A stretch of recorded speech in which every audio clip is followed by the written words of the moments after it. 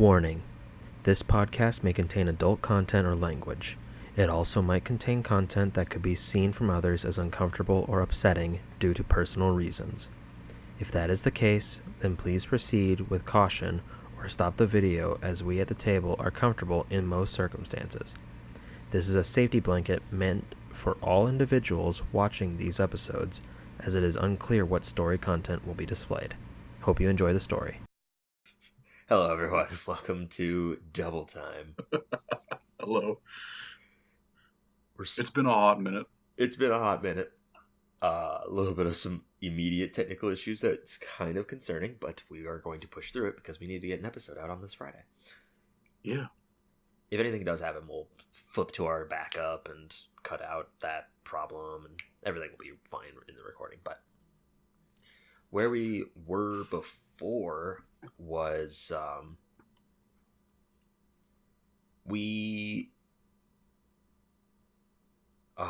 much happened last session.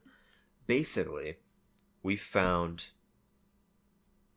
the goals that the wizards of Thay were after, and as a result, we didn't agree with them. And there was some conflict involved. Before going out and fleeing the city, they severed a line which looked to be a runic marking that was lining throughout the city, which set them back for about 12 hours. There was some interrogation / sad and depressing yet hilarious talk with Bruce, the fucking member that we had pretended to be a part with as members of this of the Magi, fleeing the city on a boat that was 4, 5, or even 6 times as fast as a normal boat, yet nearly forcing everyone into a state of panic. They saw a floating city going down towards Waterdeep. Going into Waterdeep, they discussed with Adam about their next plan, which was to get as much defenses and an army as possible. So they split up the group as they were trying to gather a defensive force from where's my phone? Let me get the picture of the world map out, because I just remember it from that. From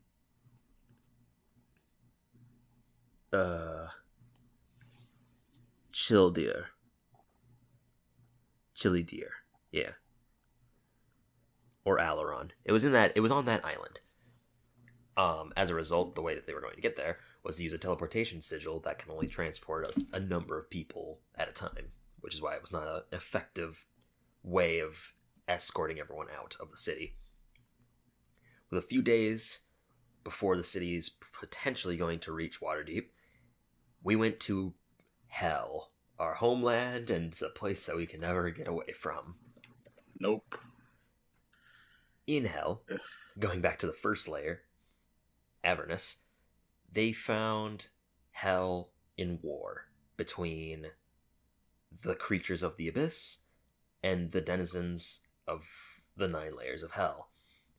By passing through that and noticing how there was a number of creatures that they were thwarting off using meteors from the sky, they found themselves in the second layer of the world, of the 9 Hells, and spoke to Titavilis once more.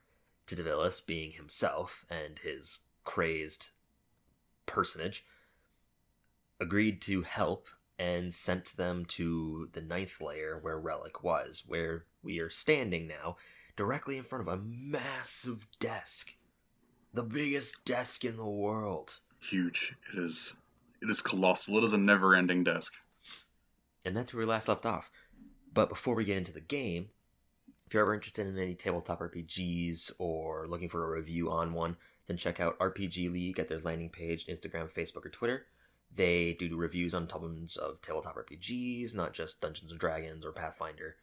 And they also do fan-nominated tournaments in their local area, or areas that they already have set up in. So check them out at their landing page at www.rpgleague.com to see if there's anything local near you to participate in. So, I've been prepping some stupid shit. I hope you're ready. all right, I've got the fucking timer set this time. Good. Sip of water, calm the nerves.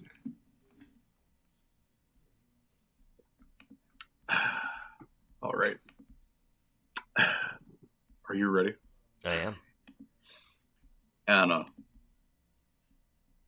welcome back to hell.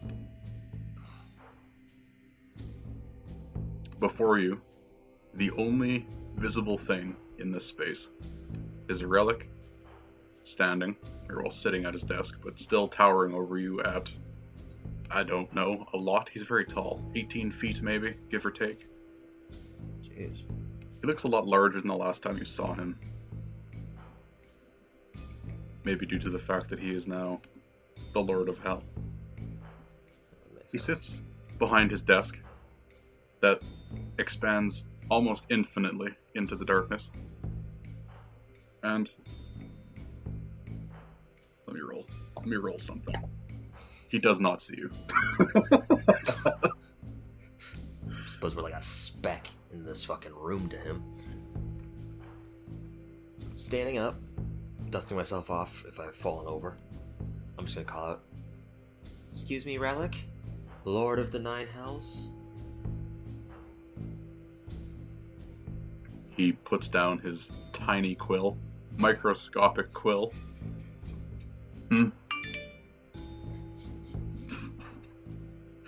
Sorry, my phone just went off. Lord of the Nine Hells is on Twitter. I'm a very important man. He's got a lot of followers and doesn't respond to them. 17 billion. It's Anna. I have an urgent request. If at all possible. You see he pushes himself away, stands up, and the desk parts perfectly down the middle, and both halves pull away from each other, and he steps through the gap between. Walks towards you. Cool. I know, right? With every step he takes, the ground shakes slightly. And in his full height, he dwarfs you. You stand about as tall as maybe his knee. And he just looks down at you. "Oh, it's been a while. What can I help you with?"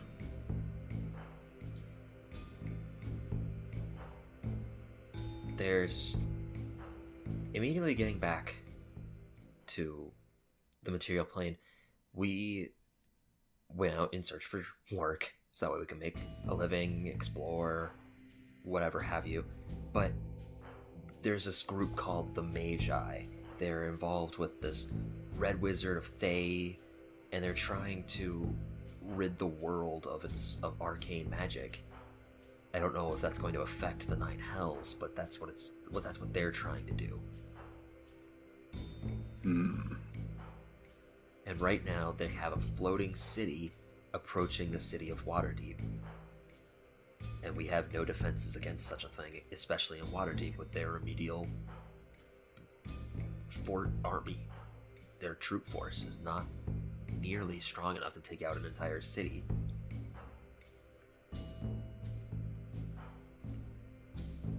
He ponders for a moment. Alright, first off, he waves his hand and a stone pillar shoots out of the floor next to you, and it stops level with his head. Get up here and talk to me. I am not looking down upon you. Alright, I flap out my wings and land on top of it. Now, I assume this is Anna. You seem far more eloquent than the other one. I am. How long do you think you've been gone for? Just give me a rough guess.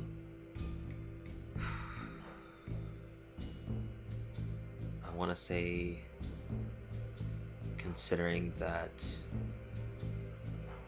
we were gone for probably a month and a half in the material plane. How long does time pass here? Very, very slowly. It has been roughly 5 years since you left. 5 years? What is the ratio there? That's like a day is a lot. A lot. Don't ask me. I'm not good with numbers. It's okay, Relic. All you need to count to is 9. That's all that really matters. I suppose. Now, I assume you come to request aid. I do. Something to level the playing field, so to speak. Indeed. Well, I am a man of my word. I do owe you one, I think, as you mortals say. Very well. I can offer you the service of someone who might be more directly beneficial to you. He looks at you, and his smoldering eyes just peer deep into your soul. Well, 2 people, I suppose.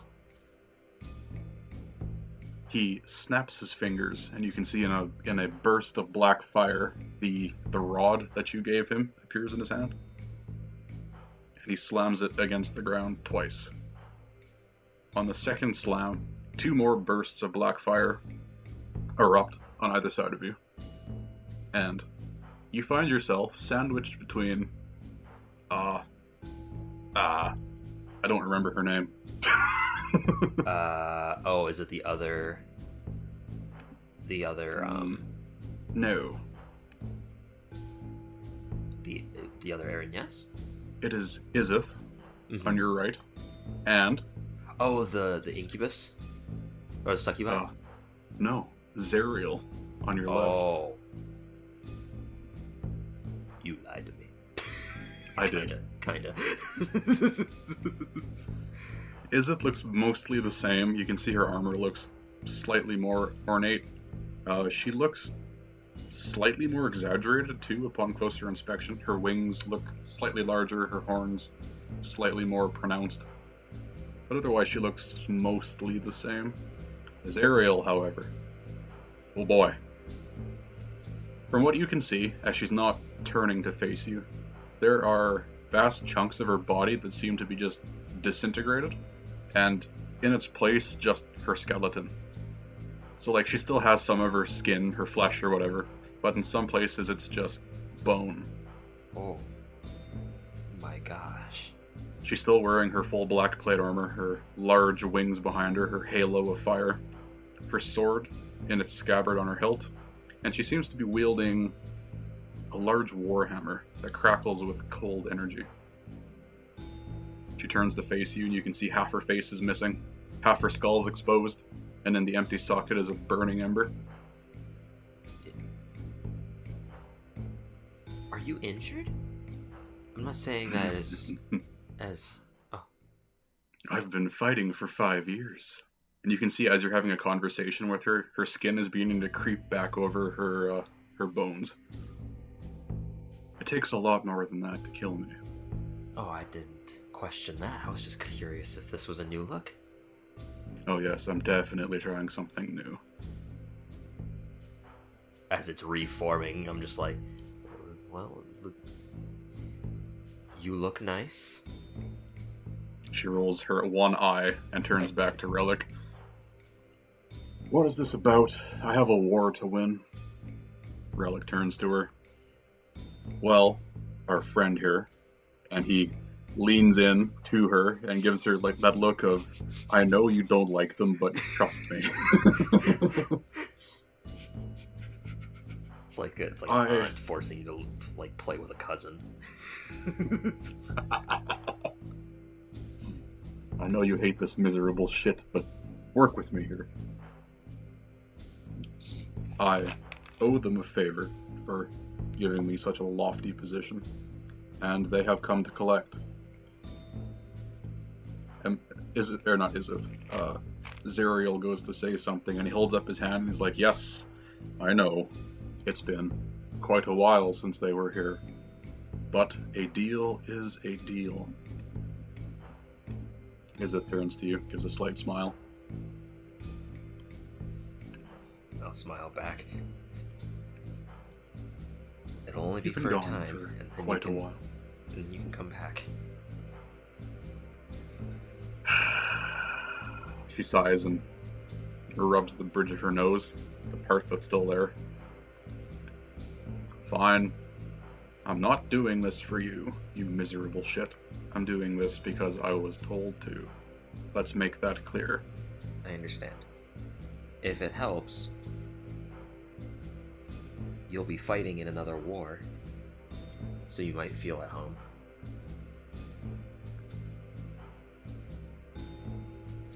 Wow. That's all she says, just wow.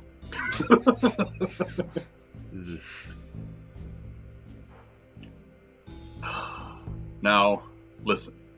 I promised you aid. You will receive aid, but I cannot put Zariel elsewhere. She will lend you a detachment of her troops, and they will be under the orders of Izith, who will work directly with you. Zariel must remain on the first, lest we lose the ground we have recovered. I understand. I would not ask you to lose 5 years of work. He nods to you. Good. I'm glad we have come to an easy agreement. I do have somewhat of a request as well. There's an entity in the first layer that I believe has hidden himself from the planes. He's cursed of sorts, and I think that he will be of great aid in this. He seems very powerful. And I was wondering if we would be able to retrieve him and possibly remove said curse to use in this time. He furrows his brow. Who? Did we get his name? I don't think we got his name. I don't know. I don't even know who you're talking about. I have an idea. The one in stone, based off the coin that we got from that. Oh yes, of course. The one that said to kill. Yeah, I don't think he gave us his name. The one that told us to kill Maximilian. Because we definitely did that. Well, I mean, couldn't, but the Nameless. That's what. The gnome that was a part of the Nameless. Zariel turns to you, and her one eyebrow was just completely in an angry position. You get the feeling that she's very mad, but it's very hard to tell because she doesn't have the range of emotion that you can visibly see. Him? Really? You know where he is? Do tell. Do you know who he is? Oh, yes. She gives a half smile. Because that's all she can do. Who is he? He made a terrible deal long ago. Ended up... Actually, I don't quite remember. We'd have to ask Titavilus. I'm sure he could tell you. But yes, he made a deal. Either broke it or died, I don't remember.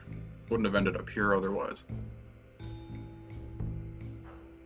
Well, my request still stands. I think he would be greatly useful in this time. We are going up against casters, and if a casters group is able to lift an entire city like they used to in the past, then this is not going to end well for the city of Waterdeep. No. Not that I particularly care.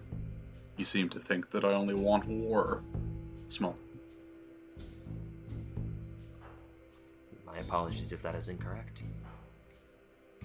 For the first time, she laughs, and it's unpleasant, sinister. It's all I want. Well. Yes, Izeth, gather the troops. I will accompany this one to the man in stone. Oh, and make sure to gather the Valkyries. I think it's time we make our grand appearance, no? Izeth gives a slight smile and nods. Yes, of course. I'm gonna do that head thing where I look at each of them. My face just keeps getting worrier and worrier. Izeth locks eyes with you and then disappears into a burst of black flame. I'm gonna look at Relic. Thank the you. The Valkyries. He nods. That is a grand entrance.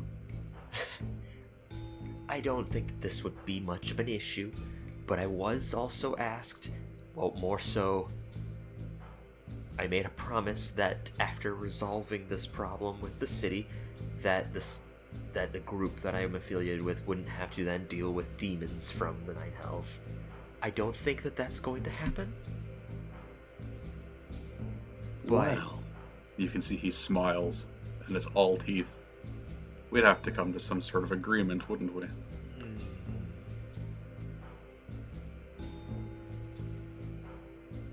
That is fair. What can... You can see as you're mulling this over, his stone demeanor cracks slightly, and you see he cracks a smile. No, I figured. It's fine. I will recall the troops. You do not need to worry about it. After all, we still do own you. This is true. I still do have that rosary mark. He turns and starts walking away. Zariel, look after him. Yes, of course. She turns to you and holds out her ironclad hand. I will take her hand and hopefully not burst into flames. All right, I forget we're in a half-orc sailor man's costume.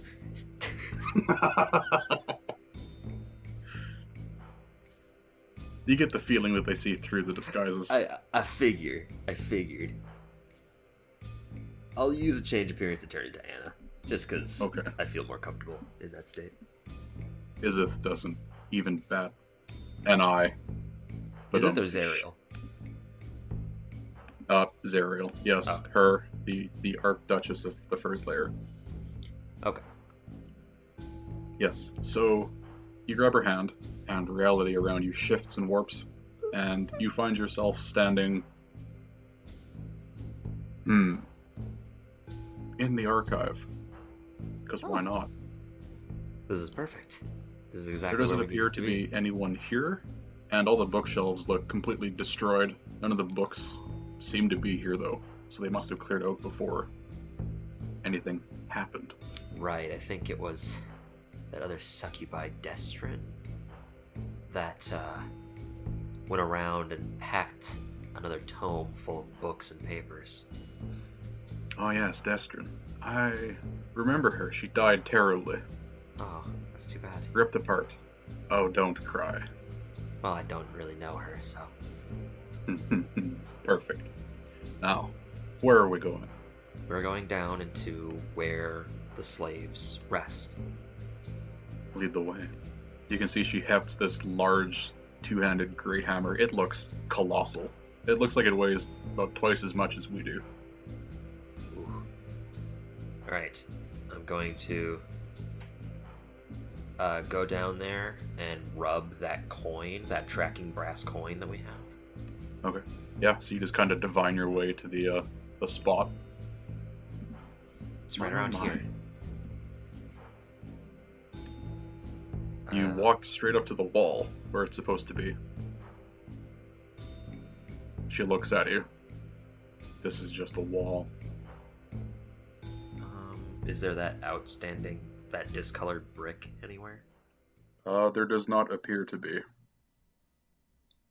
Doesn't make sense. That's where this was before. She looks at you. Well, I can tell you believe this to be true. Stand aside, small one. I will stand aside. She hefts the great hammer and swings it straight into the wall, and the wall just explodes. I stole this off a lord of the abyss. Fetching, no? It suits you very well. For a weapon of mass destruction, it definitely destroys very well. Flattery will get you nowhere with me, but still, I appreciate it. And yes, as she breaks the wall, you can see that there is the small room with a stone man sitting against the far wall in his chair. I think he was like fused, yeah. Yeah. It's like a standing, frozen in carbonite crystal dude. Not crystal, but frozen in carbonite dude. So this must be the one you were talking about, the Man in Stone. I can see it's a very literal name. It is. I think he'll be of great use, and at the same time it'll help ease himself from this curse.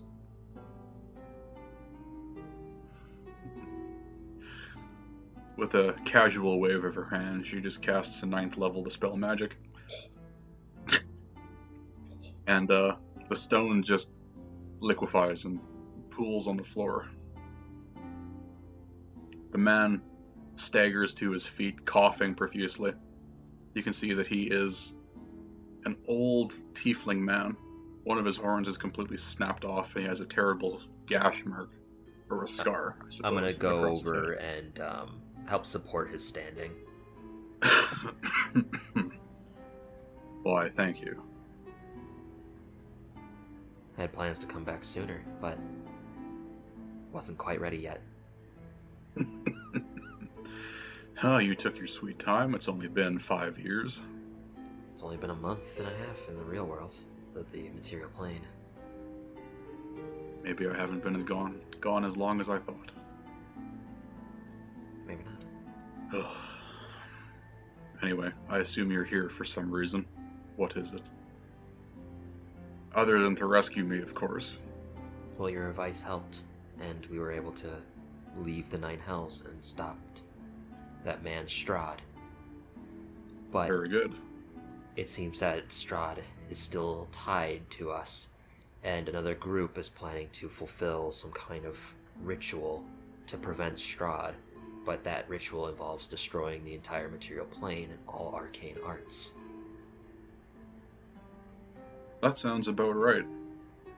So, as a result, I came back here to search for aid and for some troops to defend against a city that seems to be floating towards Waterdeep.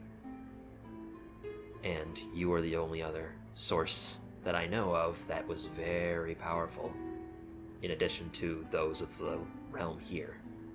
And I look over at Zariel. Thank you. Stares at Zariel, just doesn't take his eyes off of her. And you trust her? The fallen angel. She's going to be bringing the Valkyries. Well, she's allowing a force of the Valkyries to come. As you look at Zariel, you can see at this point that most of her face has regrown the skin, but her one socket is still empty. It's good to see you again. I heard that Maximilian got the better of you. The man does not reply. Well, shall we be going? Yes. Are we going back to the material plane then, or are we going to go find Izith? Oh no. She'll find you. That's what I figured. Alright. Zariel takes a step out of the way and lets you two step out of the small room. Now, have fun with your war, and remember, I'll be watching. And she snaps her fingers, and your vision fades. When you eventually regain the ability of sight, you find yourself standing at the well in the Nine Hells, like this side of the well. Oh. Ow. Let's Oh, that hasn't gotten any bit better since I last did that. Oh my god. Let's travel down for now. Can I get your name? You still never gave it to me.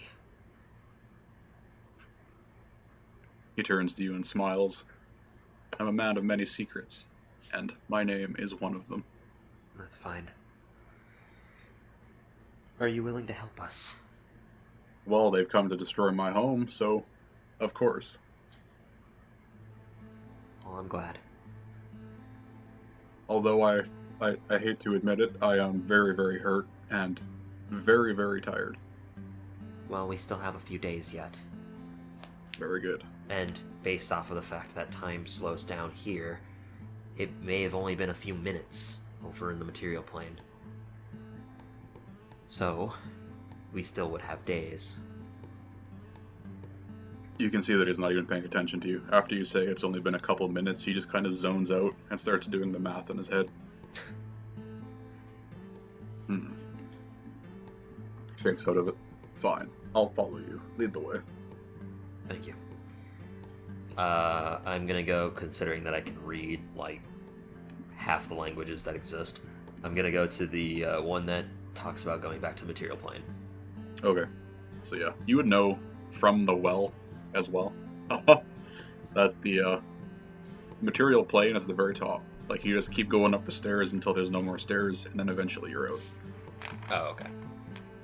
So you make your way out. The barman looks over at you and holds out his hand. I hand him the ring. He nods, puts the ring into his apron pocket. Who are you? So mysterious. I'm not gonna ask that because honestly, I prefer you this way. Thank you, again. Just nods again.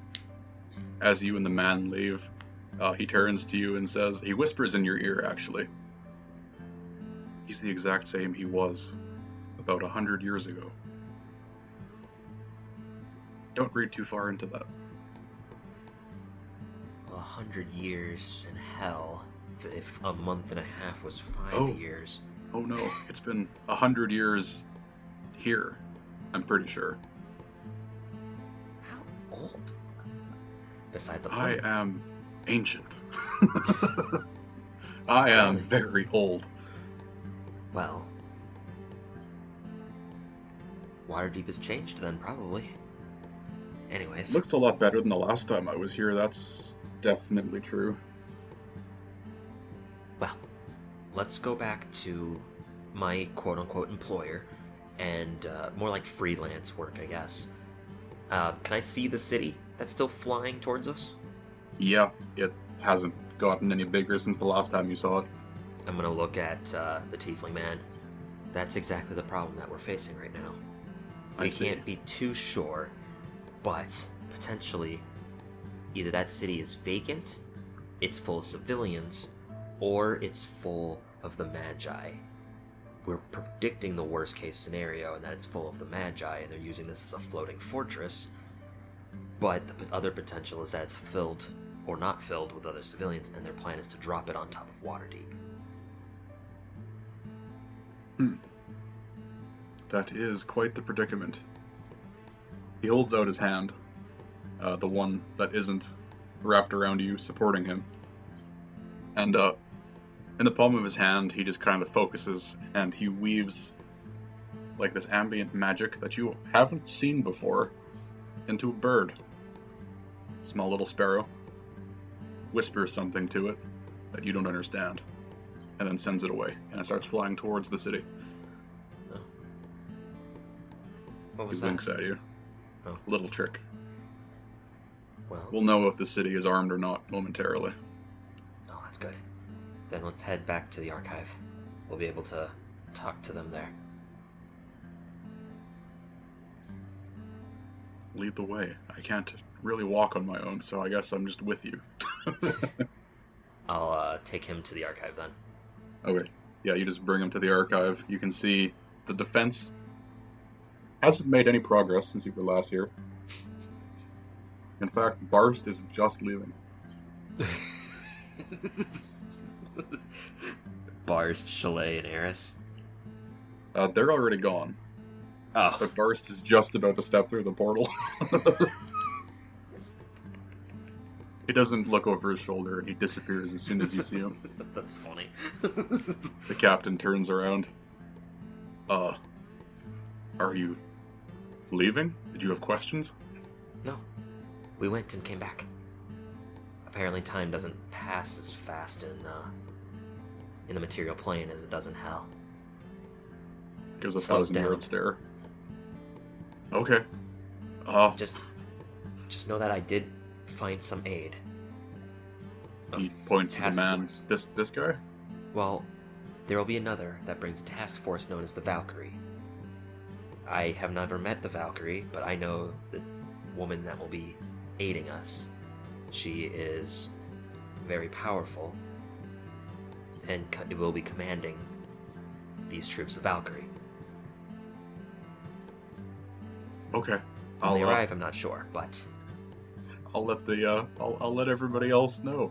And you can see that he is sweating and his eyes are wide and he is terrified of what you have brought. I have been promised by the Lord of the Nine Hells that when this task is over, he will call back the forces. And we will not have yes, to of course. solve Of course, any problems. because that's just something that normal people do. They just go talk to Asmodeus and get aid from him. Yes. I'm just gonna nod and not explain the circumstance that he's not Asmodeus anymore, and that Asmodeus was killed, and all this other crazy shit. I'm just gonna let him believe that it's Asmodeus, because I don't think he's gonna intentionally go to the Nine Hells anyways. That The information man is not whispers to you pertinent after the captain is left. Asmodeus is dead, right? Yes. I figured.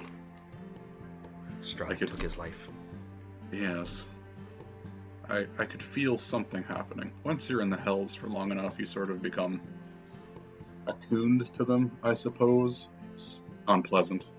And then someone else took control for, like, 5 minutes. I assume that was you. It was. Didn't necessarily realize that I was just holding the power of the nine layers in my hand.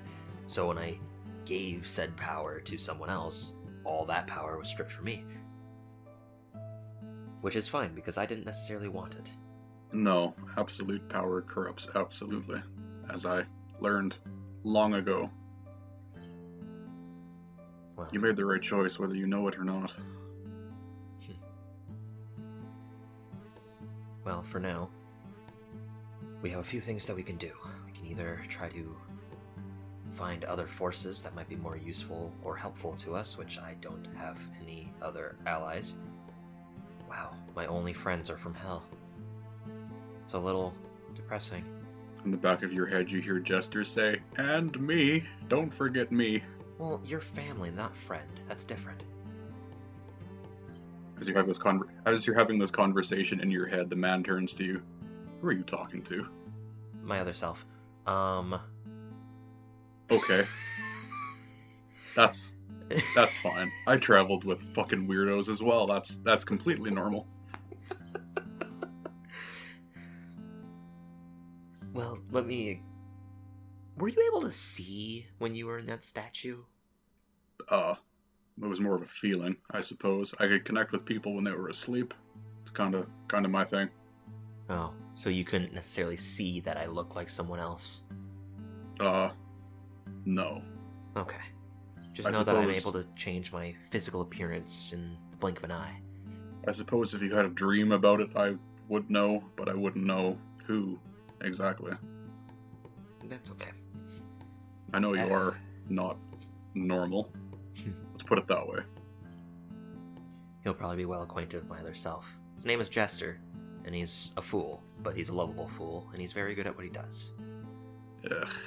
You can see he just sighs. Does he play a musical instrument by any chance? He does not. Thank However, God. he is very theatrical. He rolls his eyes exaggeratedly. He's a good man. Fine. Well, if you vouch for him, I will do my best not to kill you. And he smiles.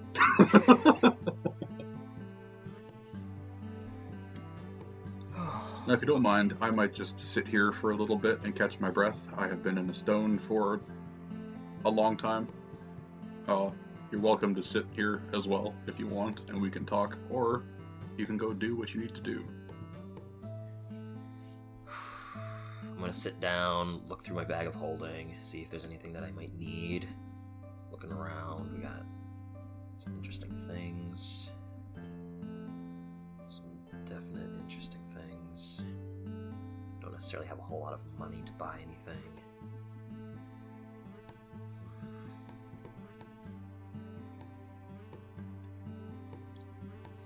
I could do with some more diamond dust. If at all possible in the city. Diamond dust, you say? Mm-hmm. I could also go with some ink as well, just because I haven't done this quite yet. Well, the city has changed quite a bit, but I'd be more than willing to barter for a fair deal for you. Well, you're more than welcome to come along. It would be nice to learn who it is that I'm going to be working with. And also to try something.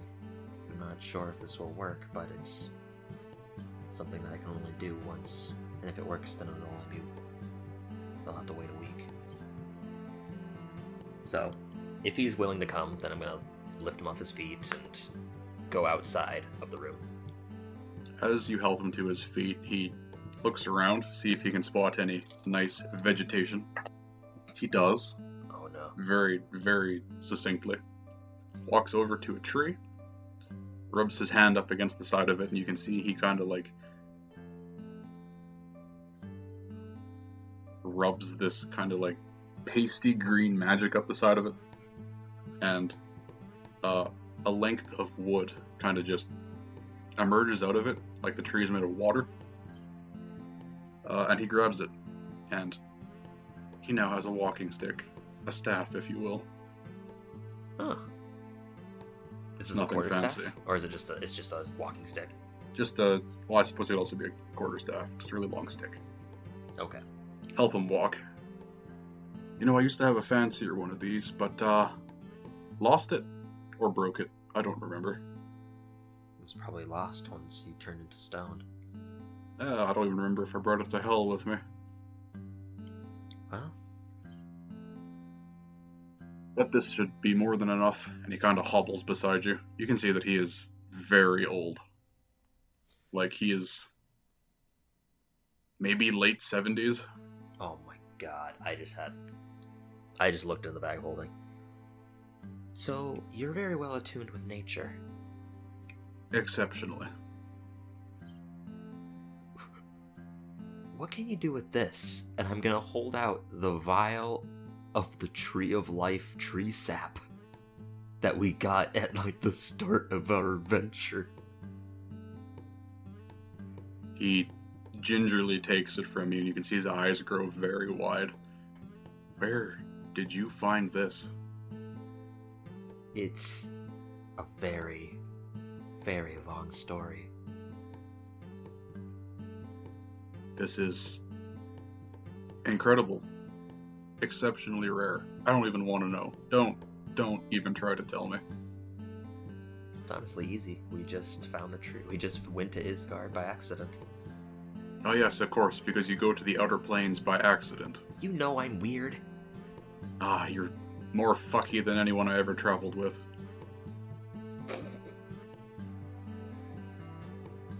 He offers it back to you. Please, take this. I'll take it back from him. Are you not able to use it or anything? I would have to sit down and see. It has been quite a long time since I've even seen a tree. I don't want to know what would happen if I tried to do anything with the elder tree. Well, we'll have time for you to do some research after you get a good sleep in. I'm sure that it would be nice rather than what you're experiencing here. Hopefully something to fix these ragged-ass old bones. My god. Well, I mean, it is called the Tree of Life. I would imagine that potentially it could restore youth. But I wouldn't know. That would be ideal. But I have no idea either. Now let us continue before these old bones turn to dust. Okay, so when we step outside, what I want to do is look at the city.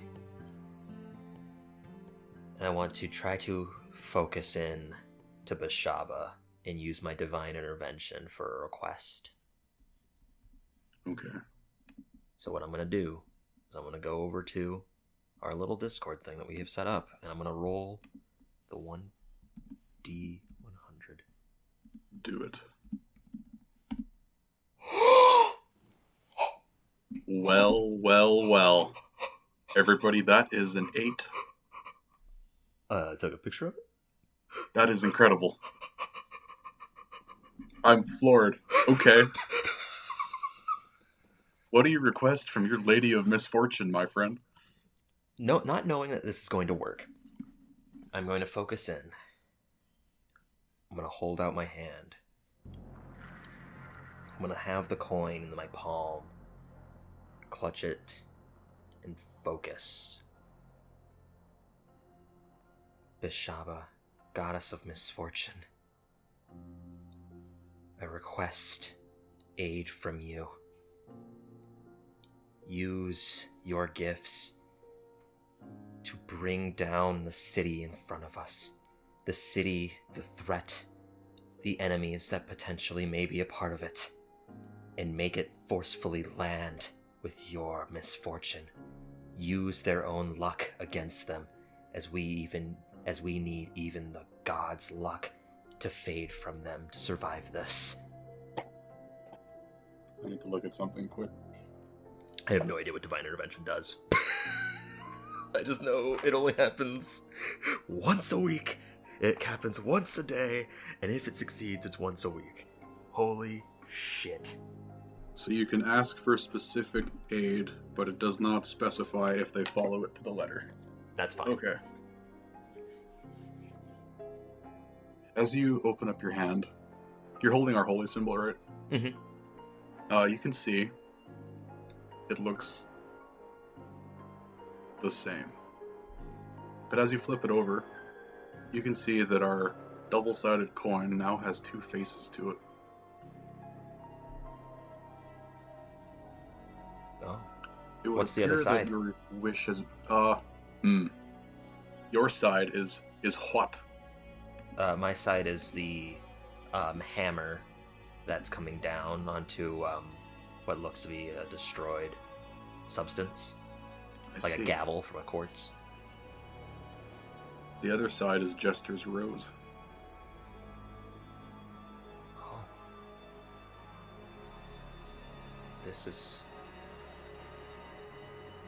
Oh. It would appear that something has happened, but you aren't entirely sure as of right now.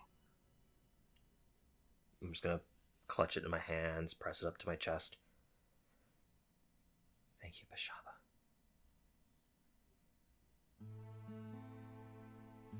The man walks up to you. You are fucking weird. And he shakes his head and starts walking. I will walk in front of him and go to the store after I put my holy symbol back. As you put it into your pocket, you can feel the coin is slightly warm.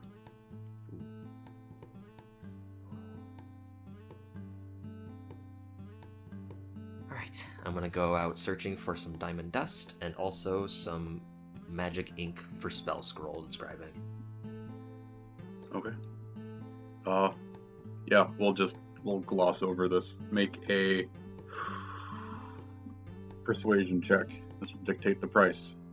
Okay. I'll also make a persuasion check for the man, because he will be helping you out quite substantially.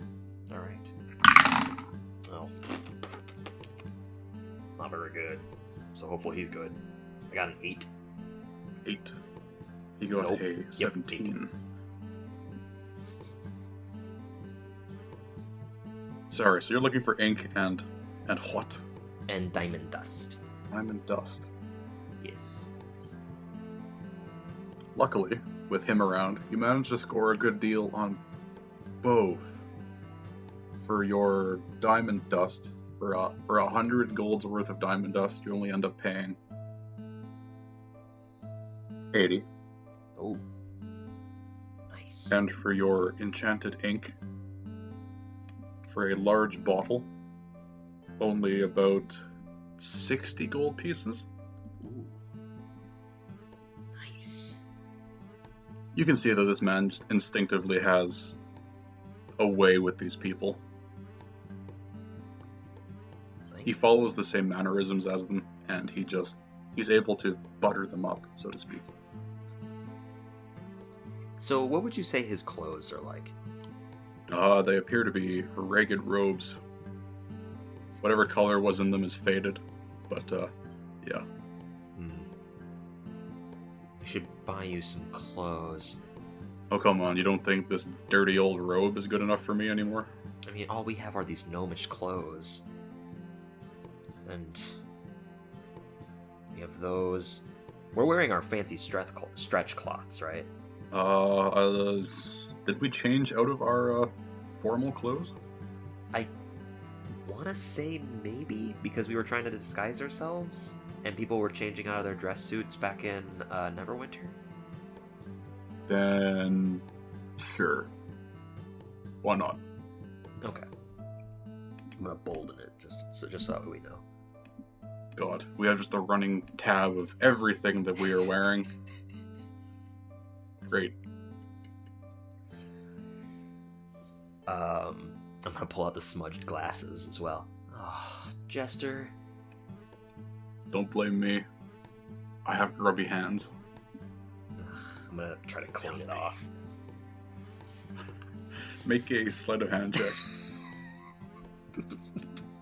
Fucking damn it, Jester. Sleight of hand. Ooh, yep. Boy. 14. You do a fairly good job at cleaning them. You can see around the frame, like where the lens meets the frame, is still kinda greasy, but the rest seems to be okay. You can see out of them now, at least. They're more for design. If they're still not pristine, then I'll clean them later, and I'll put it back in the bag.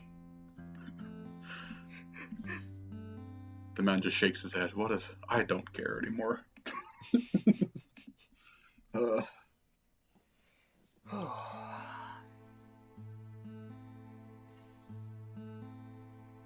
Well, you have your fancy baubles. I do. This will be useful. Is there anywhere you want to go inside the city? You seem to know here quite a bit. It has changed quite a bit since I was here. Last I was here, it was half destroyed. Oh. I don't remember why. You can see he kind of wistfully looks away and rubs his chin. I don't recall. I don't, I wouldn't know. Though I wouldn't mind something else other than this robe. If you're offering. I have no money, of course. Absolutely. Let's find you... Are you able to wear armor? As long as it isn't made of metal. I'm gonna look at him. Kinda nature-ish, I guess. Why do you think I wear a robe? I think you wear a robe because you were in hell. That is also a fair point. You got me there. But yeah, let's go find you something to even potentially wear that might be useful for you. Make an investigation check. Alright, this is where I'm good at. Actually, I'm not proficient in investigation. Oh. Well, I'll use a channel divinity to become proficient in investigation. It's a good thing I did too, because my god, that roll was crappy. 15. 15. Yeah, you easily enough find a stall that sells some higher up clothes. They seem to have a good selection of commoners' clothing to like fancy suits and dresses and whatnot. Oh my. Most of this is far too garish for me. What is this? And he holds out like a sequined shirt. What is this?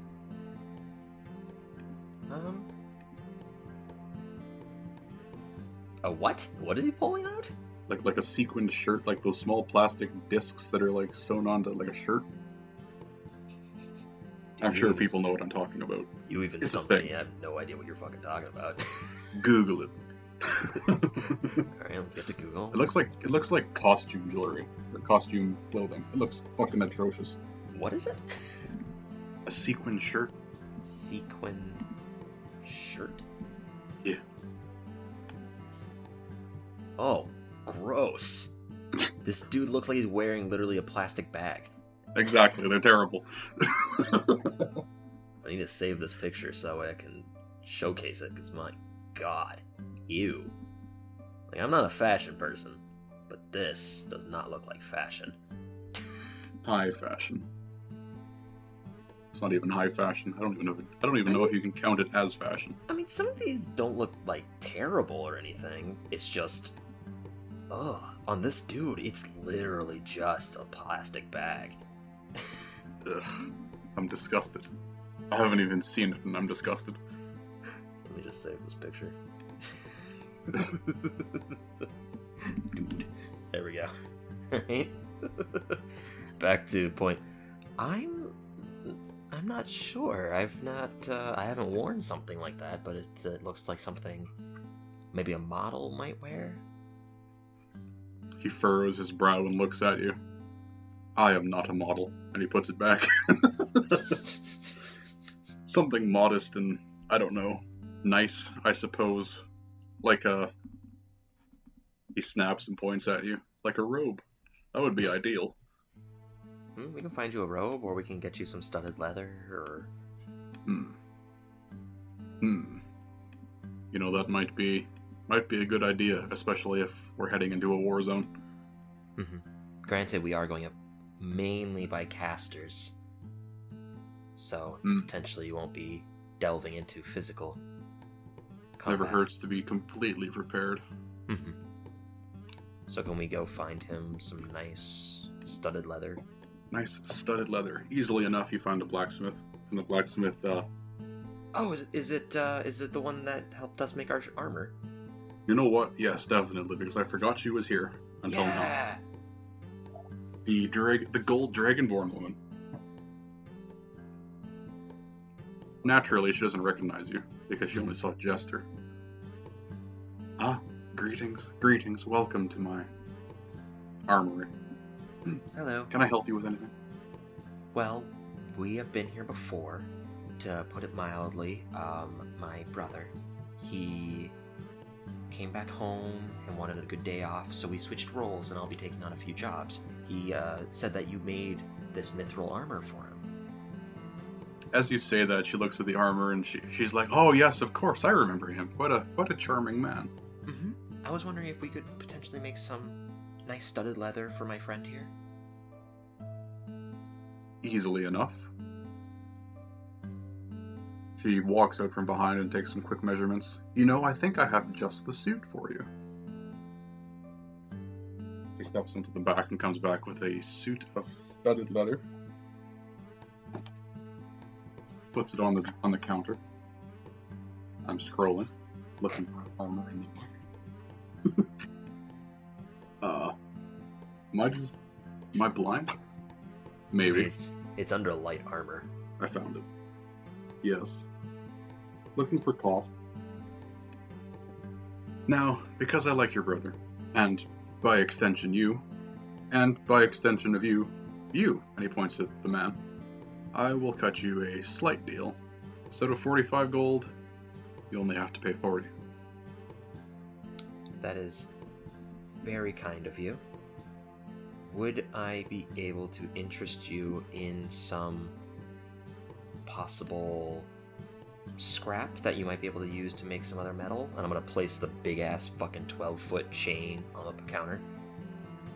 Didn't you buy this chain from me? No, we got this back in, well, my brother got this back in, the city of, after he left on the adventure. He found this in, a city. I think it was either Loudwater or it was, Lork. I can't remember which is which. Well, chains are finicky to undo, but I always have use for chain. That can cut down the price a little bit, sure. I only unfortunately have this 20 gold here. Now, I can accept this chain of the 20 gold, as long as you promise me something. Mm-hmm. She leans in and gets serious. Save this city, and, you know what? In fact, if you're gonna save this city, and save my livelihood and my life, just take the armor. That is so kind of you, absolutely. The reason why we actually wanted this is for him, because he's gonna help aid in exactly that. She looks him up and down and looks back to you, and she kind of gets this quizzical look on her face because he is an exceptionally old man. With age comes intelligence. No, that's wisdom, my friend. You are correct. And to be fair, I want to assume his magic derives from that. I look over at him. He shrugs. I suppose. Well, Dragonborn woman gives him the armor and he nods. Thank you. I will make sure to save the city. Yes. And he leaves. Thank you again. Oh, and make sure you win, okay? We will. We'll make sure of that. This armor will help make sure of that, and I'm gonna ping it a few times. It makes like a bell noise as you ping it instead of a metallic noise. That is the best suit of armor I have ever made. Well, your work does you justice. This is the best suit of armor we've ever worn. She sheds a single tear. Go kick some ass. Alright, leaving, I'm just gonna follow the tiefling man until we kind of sit down. Okay. And I'm gonna spend a few hours to put into our spell book the ritual for gentle repose. Okay. So you walk for a little bit, and he brings you to a park that you didn't even know existed. In fact, you're pretty sure it wasn't even here last time you were in the city. But here it is. It's a nice little park, large oak right in the center of it. Little water feature in the corner. A couple benches. It's nice. He sits down right against the tree.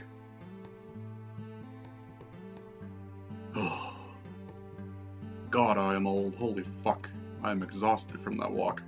And I still haven't slept. Well, I'm gonna hand him the Tree of Life tree sap again. If you want to take a break and look into it, it's up to you. I will, I guess. If we blow up, it's been fun, kid. Best of luck.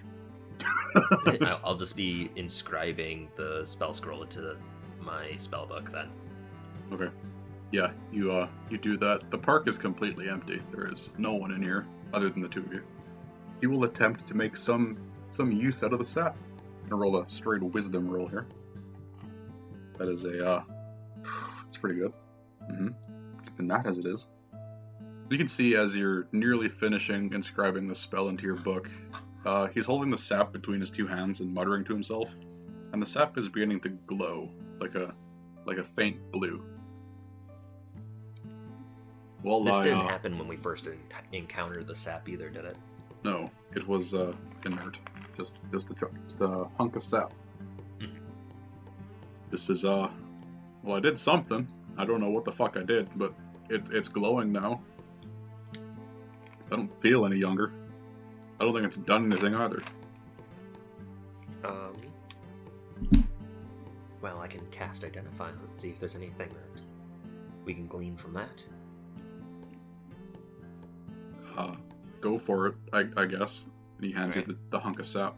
I'll cast Identify on it, I guess. Okay, this is a hunk of world tree sap, comma, very rare, in parentheses requires attunement. It looks like you need to attune to it. It will. You get magical effects too, like you know everything about it, correct? It will slowly de-age whoever is attuned to it by 1 year for every 1d4 days. Oh, Jesus. Yeah, just keep it on you. You'll slowly become younger. It won't be instantaneous, but it'll be a slow, gradual effect. Considering that druids age 1 year for every 10 living years, he'll be very young very quickly. Every 1d4 days. Yeah, no kidding. He will de-age a decade.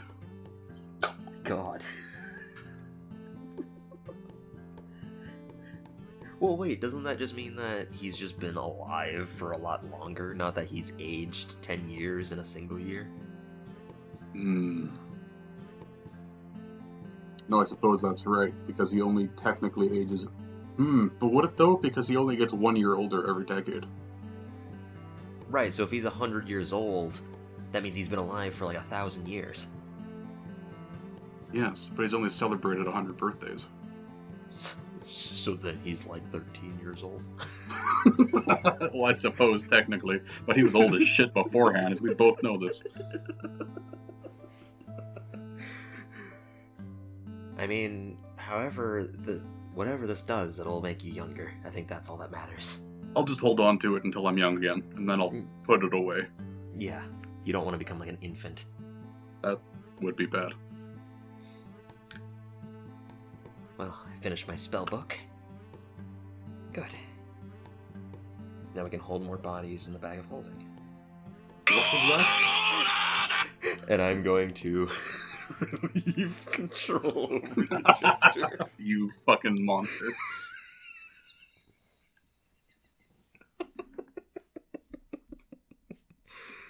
Oh my god.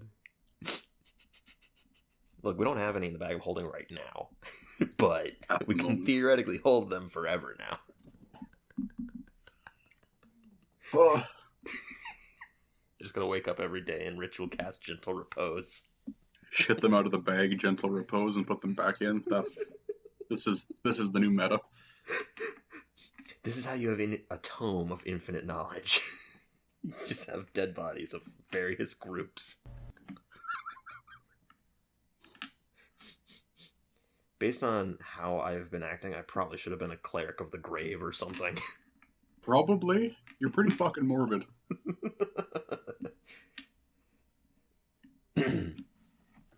Well, no, actually, technically not, because they hate the idea of undead. So speaking to the dead would be a grave insult, wouldn't it? Can't they raise the dead? No. They prevent raising of the dead, actually. I'll take your word for it. Like, I think they have a thing where they can prevent the body from being turned undead or anything. Cleric of the Grave, like, hates I know they hate undead, but I thought they could raise them because it was weird. I mean, they end up worshipping the Raven Queen or something, so... It's not in this book, I'll take your word for it. I think it's in Xanathar's. I'm too lazy to look. Anyways.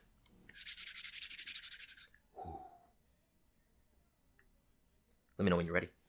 I am ready. Okay. So, Jester. Sup? You are swapping control with Anna. And when you do, you can just see Anna's spirit, more or less, has a very crude smile, and there's like a brief chuckle to herself as she swaps places with you. When you take control, your eyes kind of flutter to existence, and standing in front of you is a tiefling man with a very concerned look on his face as he's holding this glowing bottle of tree sap. I instinctively furrow my brow. What did you say? About? Who are you? I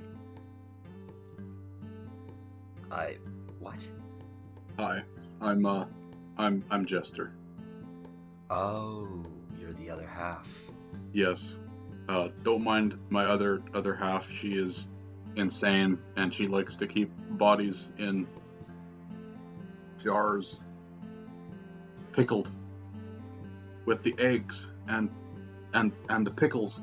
You feel a mental slap as there's still Anna just kind of chuckling inside the room. I yell. She seems to be organizing the books that you had unorganized in the past. Stop it. He just looks at you. Well, I know that I said that she's weird, but she's also scary. Extremely. Anyways. Very. Yes. So who are you? I heard some stuff. I know who you are, quote unquote, but who are you? Well, I'm from here. But, I mean, the names aren't important right now. If we get out of this, then maybe I'll tell you. Side note, this is so fucking meta.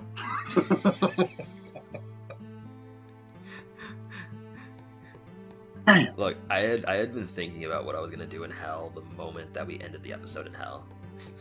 I was like, I need to figure out what my plan is here. I love it. Okay, back to it.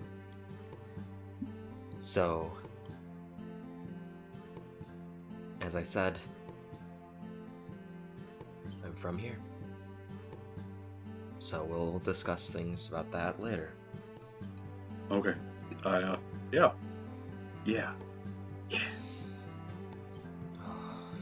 He just kind of leans back against the tree. You look extremely tired. Do you need to sleep somewhere? I think it would be best. Let's Stuck in that stone, I don't think I've rested. Let's head back to the inn then. I'll rent you a room, and you can, just sleep. Thank you. I might sleep for a while. As long as it isn't for, I look at the city creeping ever closer in the sky. As long as it isn't for, like 3 or 4 days. I'll set an alarm. And he What's goes. an alarm? He follows you. I just furrow my brow and I'm like, what is an alarm? There's an alarm spell. Yeah, but he doesn't get to know it. Neither does Jester. You don't know that, Jester. Jester doesn't know that he doesn't know. Damn, this is like... super meta. It's getting too meta. Soon the world's just gonna fold in together and the city's gonna just teleport directly on top.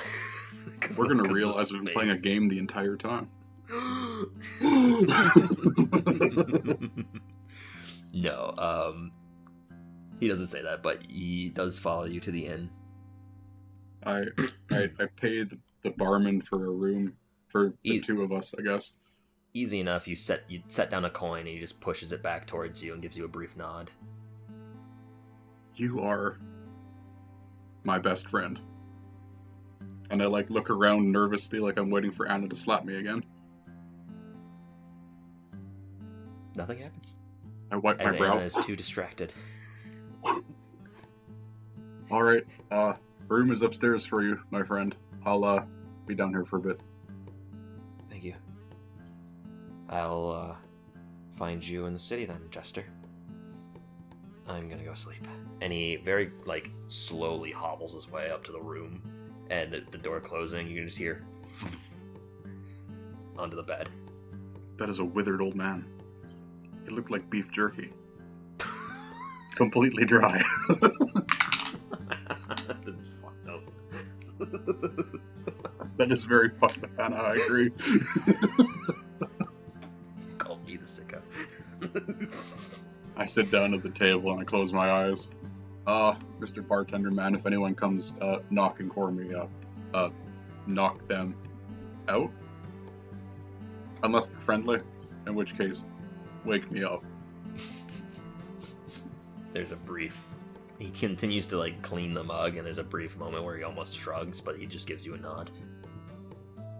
I nod back. I nestle down into a chair and I close my eyes, and I focus inward. Oh, Anna! You focus in, and as you do, you're peeking into what seems to be the same room that you both swap places into. The room that holds the hidden bookshelves in the walls that you pull open with, and the table. The same place where you had found yourself completely, nearly naked in just your underwear. And You can see Anna is very hastily reorganizing a number of books. You want some help there? No, I'll be fine. Gives me something to do in the meantime. I mean, I'm trying not to go mad because we are just sitting around waiting for the end. I mean,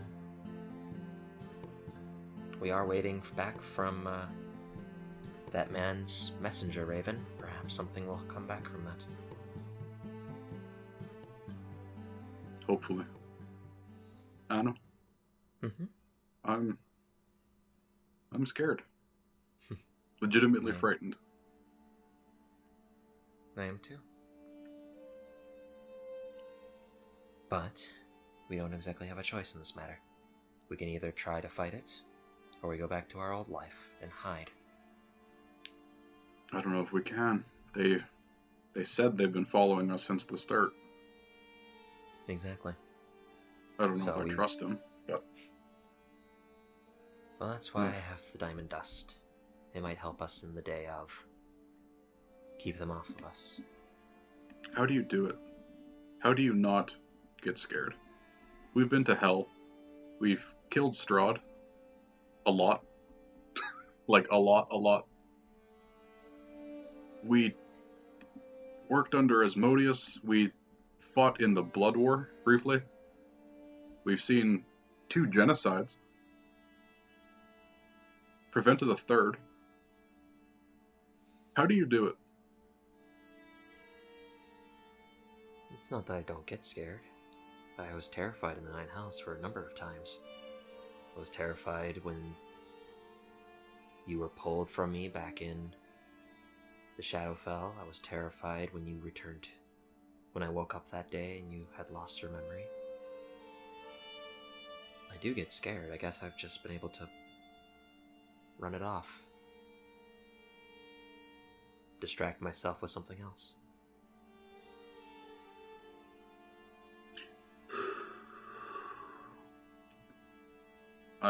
I walk over and I start organizing stuff as well. Like, actually organizing stuff. Okay. As you both are organizing, you quickly gather that they are all screwed up, and you don't necessarily know how. You don't remember how they all got such in a disorganized manner.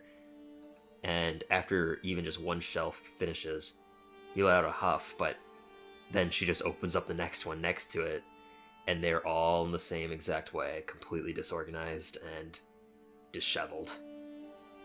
You do this every time. Yeah. The fuck? Like I said, it's something nice to do. I help anyway. So yeah, you easily enough between the two of you, it's a lot faster to organize these than it would be. It's oddly relaxing to focus in onto reading all these other bindings, finding the proper place. It's a good way to distract yourself. You find like almost comfort in every single bookshelf the moment you finish it. And after what feels like hours, you complete all of them. That was not as bad as I thought it would be. Like I said, it's something nice to do. You feel accomplished, and you feel clean, almost. This is how I feel. Clean. It's been a while since we bathed, hasn't it? It's been a long time since I zone out since before we left for hell. Oh my god. We're filthy. Why has no one said anything? More pressing matters? It's been so long. Well, I'm sure it rained in that month of us traveling to Loudwater. I'm sure we probably got a bath by that. Not necessarily the most conventional means. No, probably not, but probably enough to prevent the stank.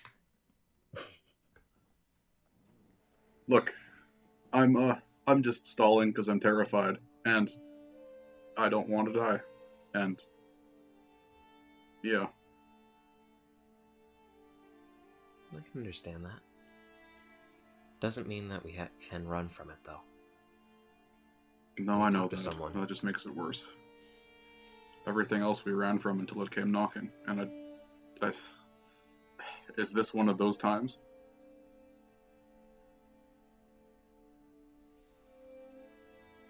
Could be. When we fought Strahd, we ran from him as well until we had the upper hand. But we don't have that here. I'm not necessarily too sure of that. That's ominous. We have our friends from Hell. We have Barst, Chalet, and Eris going to fetch a defense mechanism.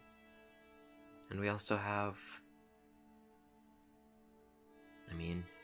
we have ourselves, and we have a stable plan. They know they're coming to us, so we build up our defenses, and we prepare.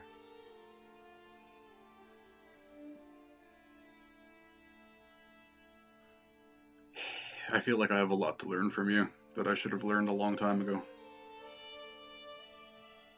To be fair, you have been trapped in an eternal hell, you said, for nearly 100 years. For some reason, I don't seem to remember any of this, but I know it happened. But well, it's probably for the best. I don't remember any of the trauma either, any of the scars. They're all gone. It's a good thing. I can't help but pray that man was lying, but at the same time, he wouldn't have helped us otherwise. I suppose help is a loose term. Are you talking about the Red Wizard Man? Yeah.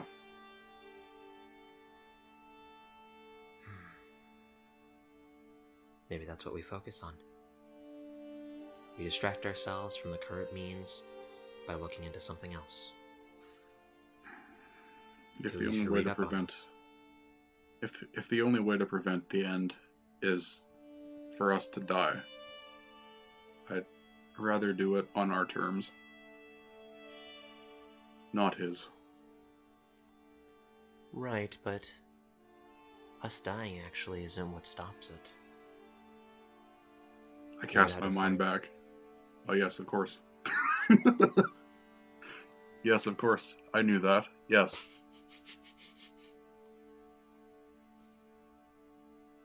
What we're trying to prevent is more sundering from happening. And the fact that they have made another floating city leads me to believe that they're planning on doing this to the world and having others live on these cities. Have them living above what remains. Mm-hmm. Well, what if he showed us the future that he wants and we're just in the way? Then what if he was lying to to begin us? with? Then we wouldn't be where we are. I suppose you're right. I don't know. There is far too many things we don't know. From my understanding, I believe him to an extent, but I don't believe him that this is the only solution. If we stop his plan now, then we can spend a long time researching how to stop this, how to break that cycle. Because if we were pulled from Hades, then we already died beforehand. Somehow.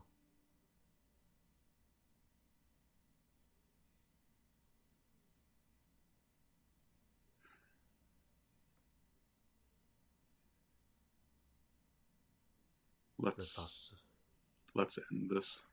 Yeah. I don't care if this city is gonna crash into Waterdeep. I really don't. They were doomed the moment the Magi set their eyes upon it. They're doomed, just like everybody else. But we can stop him, at least. And if he happens to kill us trying, I'll have no regrets.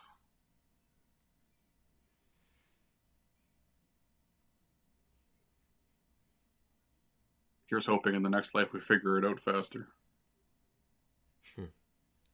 In that moment, she stands in front of you. She holds out a finger and thwaps you on the forehead. And it's very forceful. It's rude. You need to stop being so pessimistic. Oh, but it's my best quality. The city of Waterdeep will be fine.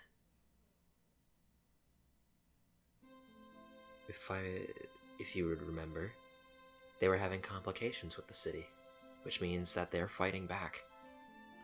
And if they're fighting back, then we sure as hell can. We lived through hell. We've lived through the Shadowfell. We lived through Neverwinter. And we lived through our encounters with the Magi.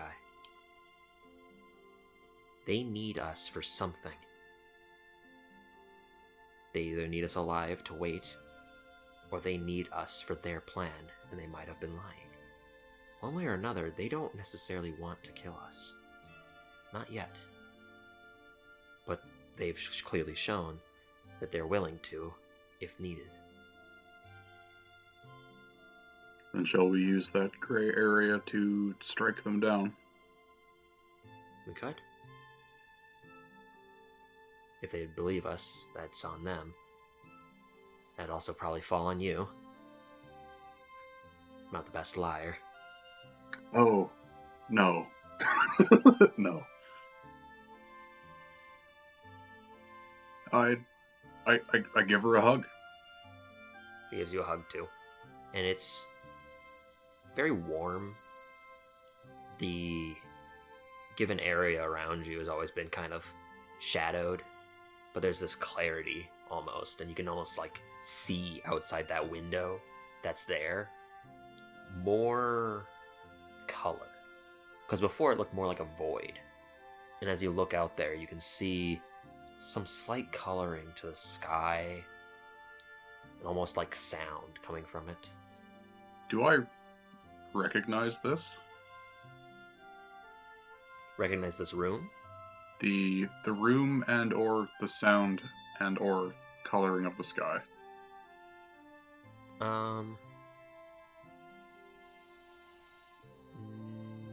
Make an intelligence history check. Because you've blown my mind. If this is the exact same thing that I'm thinking of. Good lord, that's not very good. That's a 4. You can't tell. It might be foggy to you, but it's difficult to ascertain. I shake the thought from my head. Alright, well, it's been fun. Do you want me to deorganize these again so you can have fun redoing it? Just make a contested wisdom check. Oh. Ugh. That's a, let me pull up my character sheet here. That would be a good idea, huh? Maybe. I mean, if you rolled higher than a 4, I think you're good. Oh, well, I rolled a 5 plus my wisdom of 3. Yeah, I rolled a natural 4, and I only have a +1, so... Yeah, fool. We're so wise. So as you think of that, you're so wise, I'm so smart. That's different. As you are saying this, she looks over, and then you look over, and there's this almost like contested thought process battle, and then all the books are completely reorganized. I'm okay with this. Wow. You have something to do, so you go enjoy it. Find and talk to some people. Enjoy the time outside of the city. Fly around. Do some of your own personal research. Do what you want. We don't usually get time like this. I think I will. Have fun. I'll be out there, and I point into the void that surrounds this room. Okay.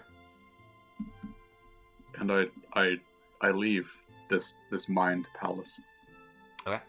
As you leave, the sky that's out there in the picture seems to be relatively, oh man, because we haven't slept yet since we've gotten back, have we? No. It's probably close to sunset. It still has, like, it would be similar to about 4 o'clock. The sun's out, but it's cresting down. Though you can't see the sun, that's just the color of what the sky looks like out that window. So we're getting pretty close to sunset then. Mm-hmm. Time to get ready for bed. Yeah, when you open your eyes and you look outside, that same color is the same as what that window was. I see. So I was just seeing outside. Maybe. I mean, as far as you can tell. Your intelligence check wasn't very good. He's an idiot. Man, when we're together, we can see outside. That's amazing. Time for sleep. So you go and get some rest? Just go to bed. Alright. As you sleep, you have a dream. Oh no. You fool. Don't do it. In this dream, you find yourself standing alone for a moment. And it's dark. But in that few moments of complete darkness, there's the sound of fire. And you look over your shoulder and you see a campfire. Sitting next to it is a single crate where Anna is sitting on top of it, and Jester, who is sitting near the fire with a stick poking into it that looks to be as if he's trying to raise the stokes of the flame. Do they seem to notice me? They do not. I'll get closer, but not too close. Like within 15 feet, I guess. Okay, make a stealth check. Oh, I'm good at these, kind of. I say that, and that's pretty good. 24. Okay. You creep in, kind of just sticking to the darkness beyond the light of the campfire, and they don't seem to notice you. As you get closer, you can hear them talking. And it starts out with Anna.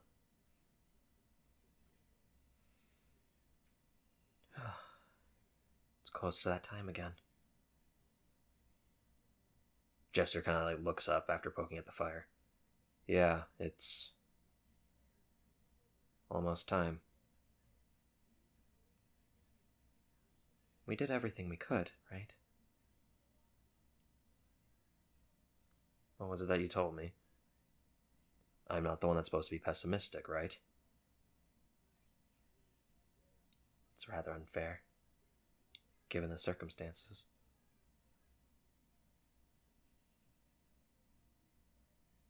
We've done what we can.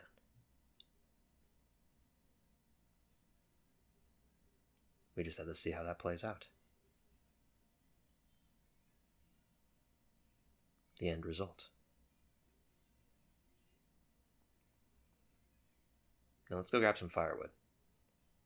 These flames aren't to what I consider good. I silently nod and give him my approval. And they both go to walk off towards what looks to be, in the distance, some trees. They leave the fire there, and it's still stoked up, and the crate's still there. I see. Okay. Does the dream fade, or is it still... Am I still lucid? The dream fades after a few moments of them continuing to walk out of sight.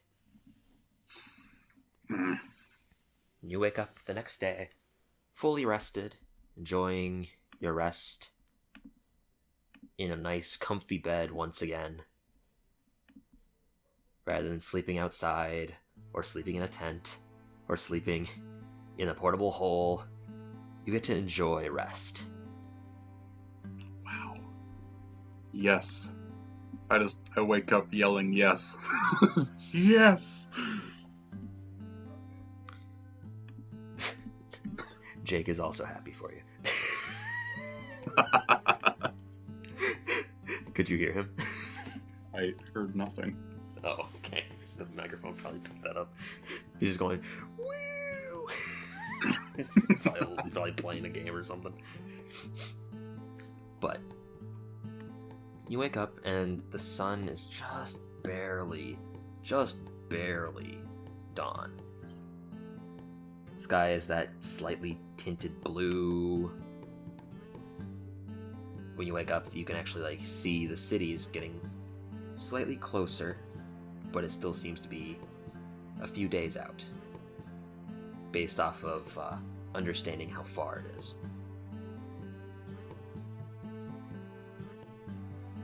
You can feel that coin in your pocket, the religious symbol, is still warm.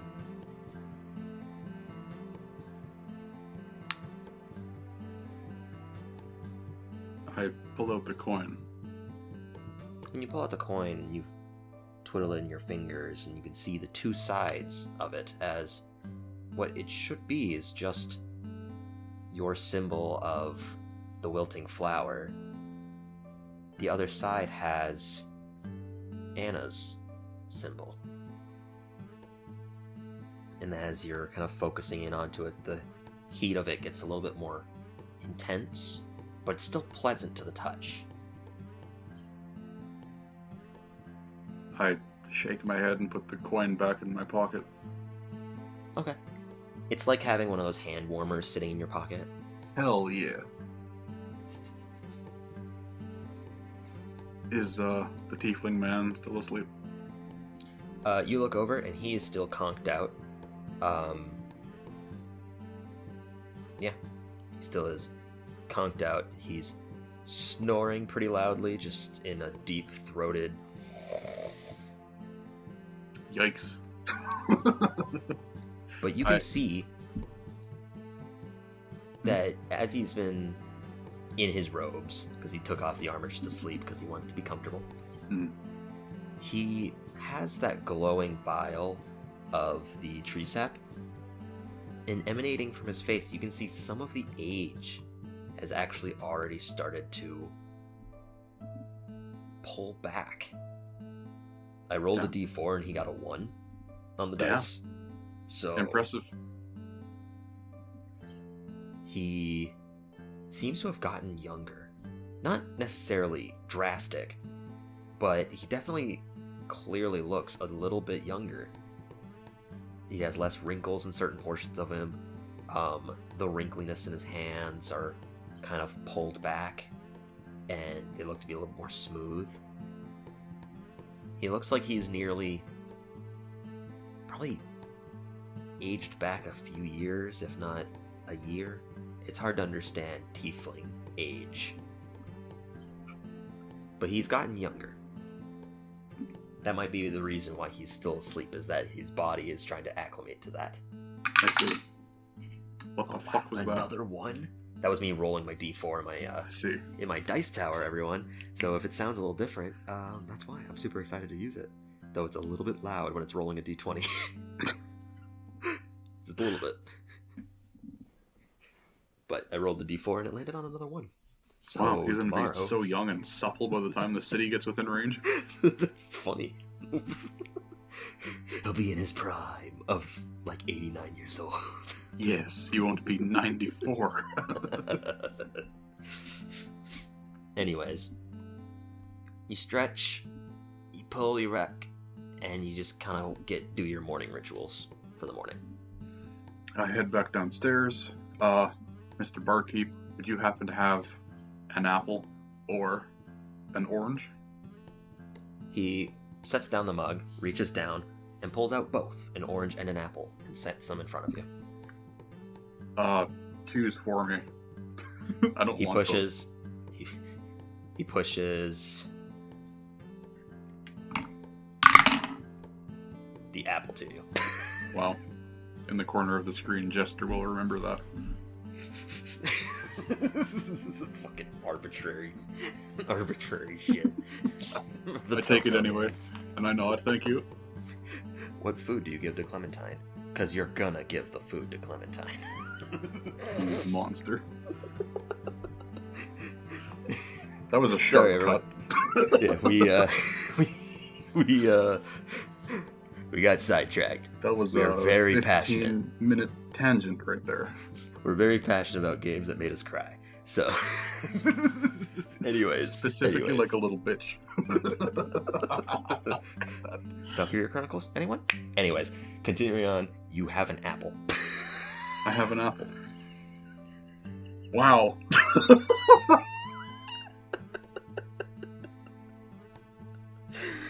Whoa. What are you doing?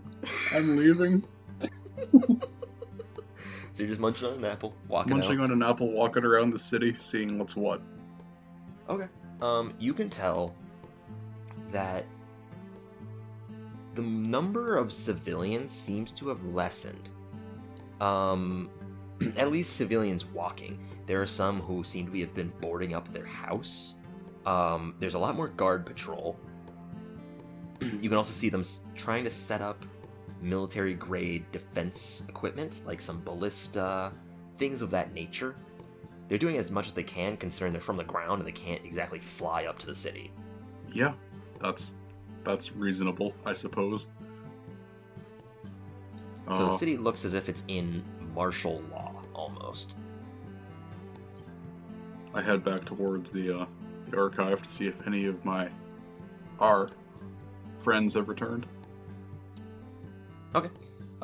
When you spend your time going over to the archive, a man is standing out front. This is the recruiter from before. Oh, yes. And he looks at you. Okay, good. You need to get inside. Something happened. Oh, fuck. Okay. I follow him. Okay. When you go in, the amount of people that are at the desks have also lessened, though there's still plenty around.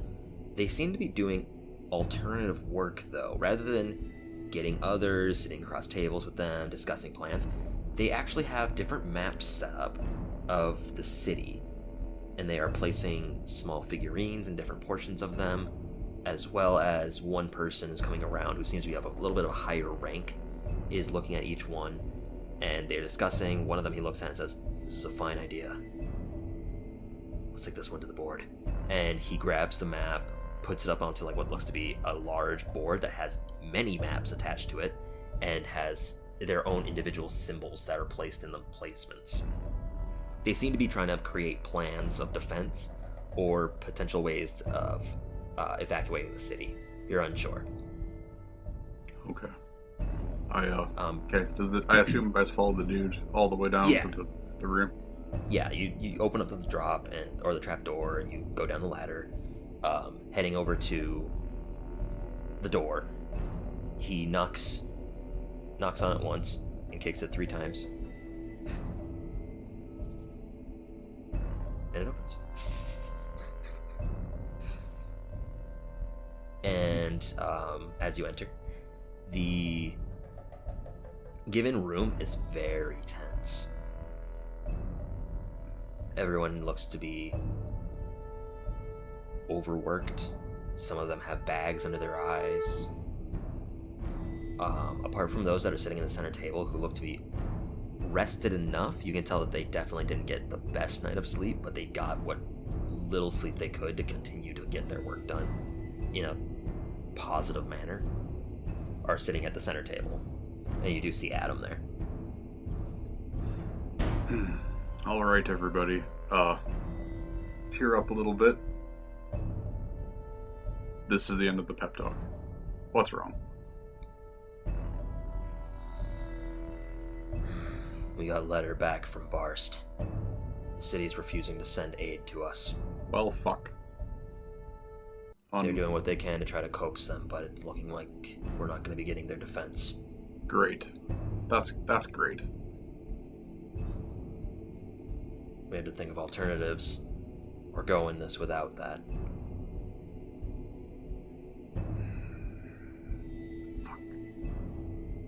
What could they offer us? Potentially. They've created a defense mechanism known as the Arch Crystal. What it does is it creates a dome almost. It floats high above their city and creates a dome. It's an invisible one, but if a hostile entity were to pass or cross it, the crystal sends not just a signal, but also armamental defense towards it, obliterating the targets at will. It has a long, lengthy charge in between each shot, but it's very devastating to large foes.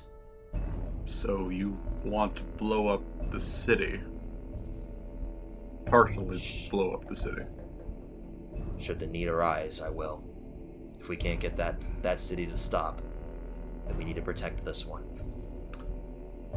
It's a last-ditch defense. How big is this crystal, would you say? Crystal is very large. Oh, fuck. It has to be. Fuck you. If it was, small, and I, hold my arms out, I could, just pick it up and bring it back here. No, it's fixated through magical means. So you would also need to sever that. Oh, I'm very resourceful. Well, be that as it may, it is far larger than someone who can carry. It's easily the size of probably a large carriage. Oh.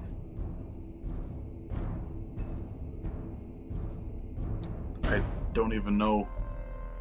So even if we did get aid from them, and they agreed to send this crystal here, how would we get it here, and how would we get it in the sky before the city gets here?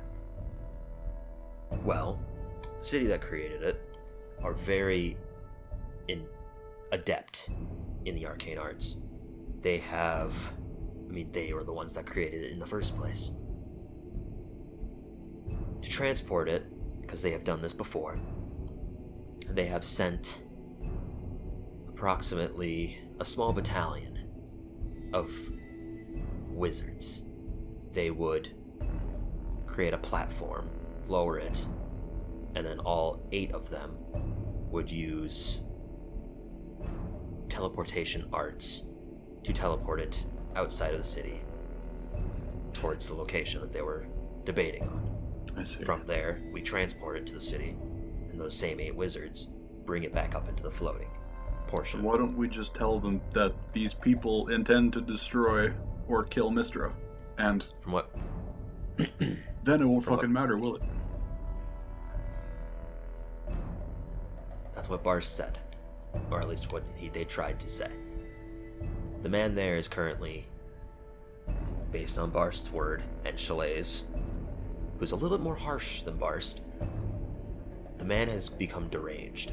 Their city's been under siege, so the moment they expect the crystal to be taken, their city is going to fall, by his words.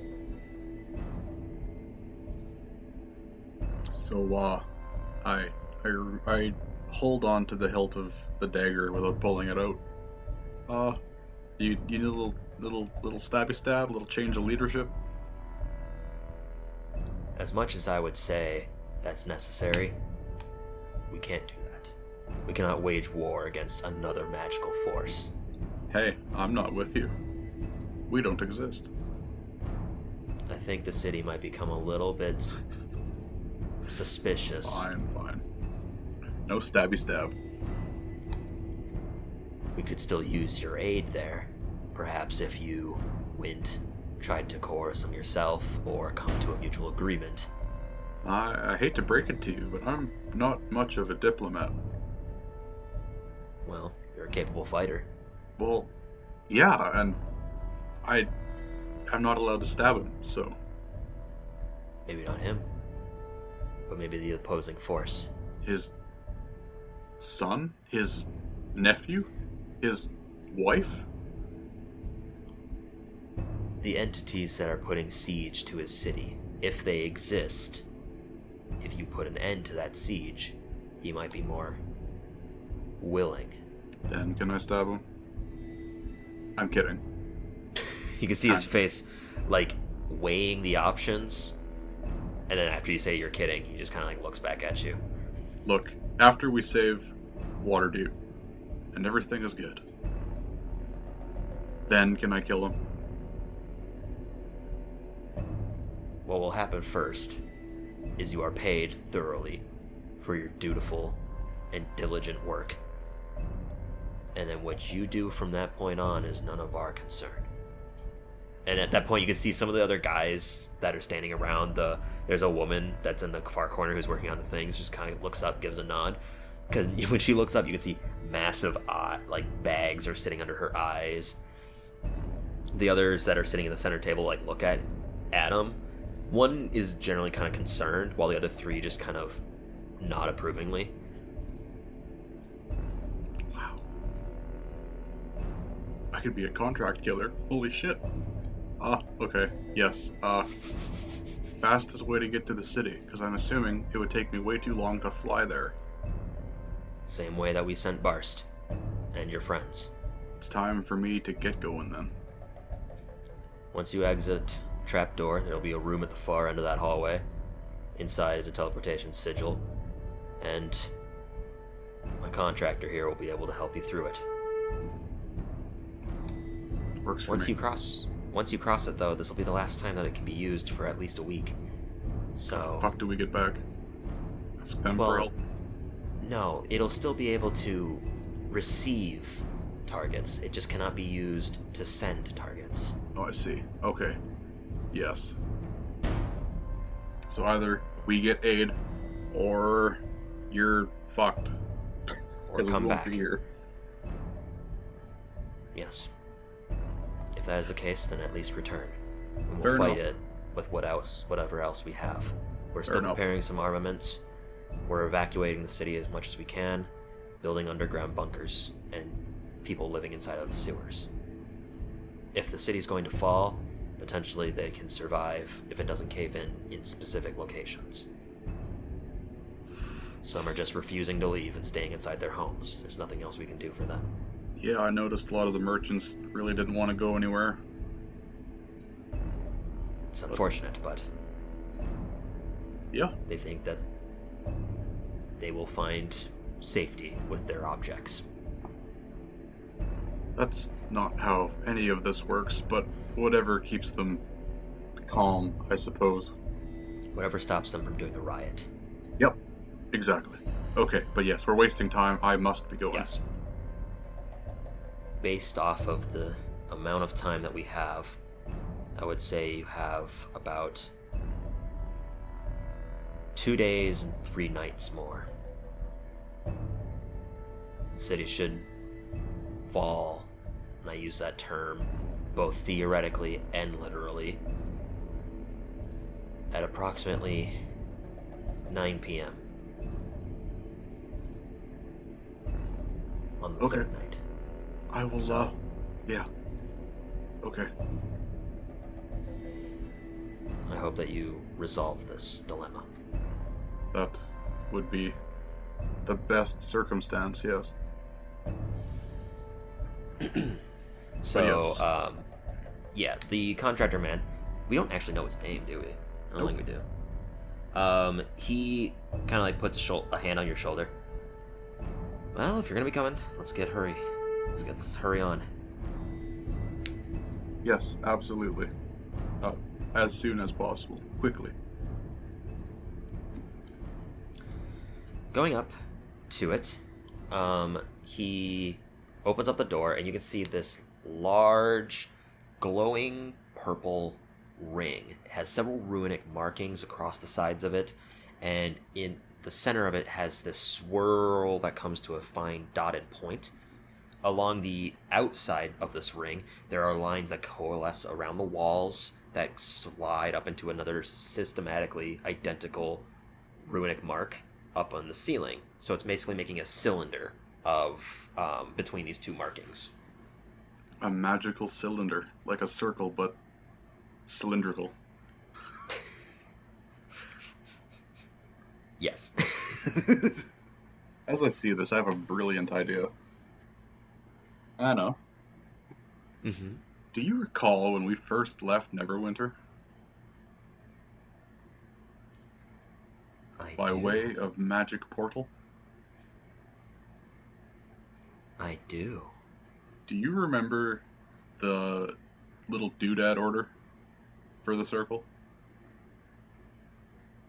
If I recall, we still have that book. It required 500 gold pieces of diamond dust and lavender. This might be it was gold dust. To launch it was gold a dust. Ground invasion. That's an excellent idea.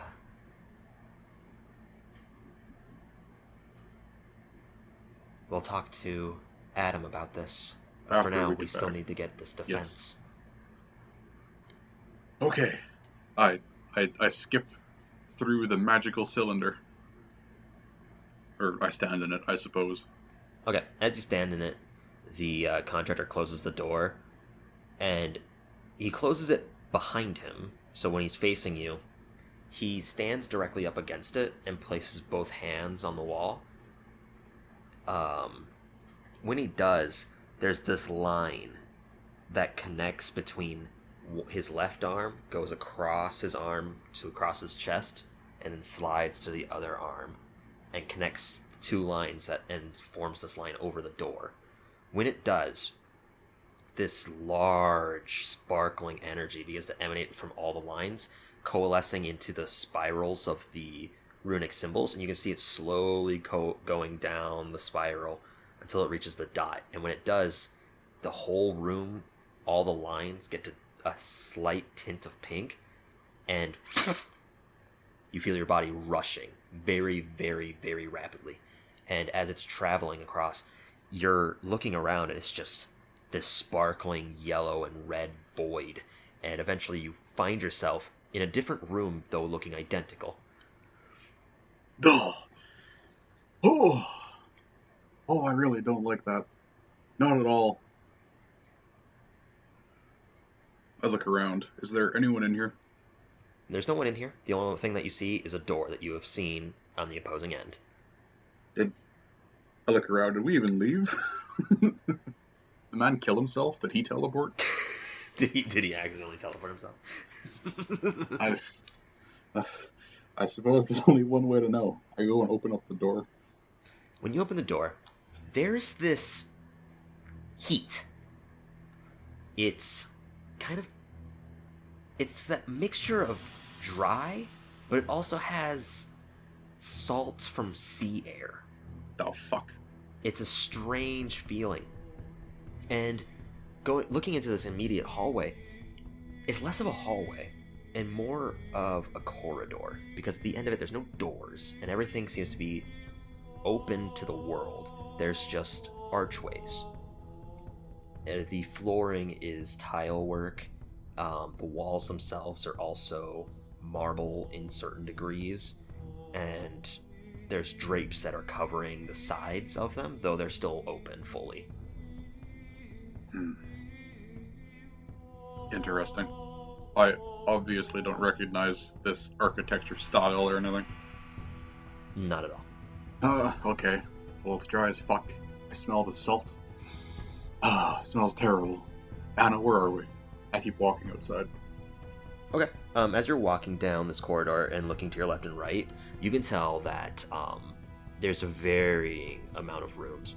There's, in total, 4 in this corridor. You look to your left immediately, and there seems to be like a private library. There's a number of studious young adults inside of it. They're of ranging races as well. There's a gnome, but you can't tell how old he is. My hatred for gnomes grows ever so slightly. There's also seems to be about 2 or 3 halflings inside that room. The rest seem to be human. Looking across to the other side, you can tell that this is a workshop. They have a lot of mechanical work being made, as well as tests based off of magic. They have runic symbols that are going across the metals, and they seem to be doing experiments. I see. I walk up to a random one. Excuse me, friend. As you go up to a random one, there's a certain individual who kind of steps up from that room. You can see that they're not necessarily older, but they seem to have the age above the others. This one is specifically tiefling, and when she approaches you, you can see she has slightly smaller horns that coalesce around the ears and hair that trickles down, very short to about her ears. And the hair itself is black, though her skin tone is red. Is there something that you need? I, as a player, am giving you the furrowed brows, sir. I can tell you it's not Jacqueline. No, I know. Is it Shayla? It is not Shayla, because Shayla was a blue frost tiefling. She was also half elven. You never know. I retract all that. Hi, miss. I'm here looking for my friends. Tall dude with the white hair, always upset. And then 2 elven women. Were they the ones with the markings going down their arms? Yeah, they like their tribal tattoos. I can take you to them. They're near the Lord. Huh. Thank you. She basically sets down what looks to be a tome, and when she does, she looks over to a few younger tieflings. They seem to probably be in their teenage years. They go and pick up the book and very delicately sift through certain pages and focus on more arcane arts. As you are following this woman, she takes you to the end of this corridor. To your left and right, it's just another corridor, except it's far more expansive and wider. At the far end to your right, you can see a large ebony wooden door frame, though there's no door in it. Looking to your left, you can see there is a pedestal that potentially could be used as a seat, though there's not anyone there. The Lord is in the back talking to them. If you go over there, follow behind the pedestal, there's an entrance to the private quarters. They'll be over there. Thank you, miss. Yeah, I leave. I take the path she prescribed. I hope everything goes well. I hope so, too. And she turns around and goes back to what she was doing before. It's so hot. Not like the good hot, but like miserable hot. It is. It's easily in the 90-degree temperature. Oh, it's so it's hot. Dry. It's like a weird mixture of dry, salty air. I sweat, but it's only salt. All the water disappears, it evaporates. It's definitely unpleasant. As you follow this direction, you step behind the pedestal, and when she says there's an entrance, she quite literally means there's an entrance.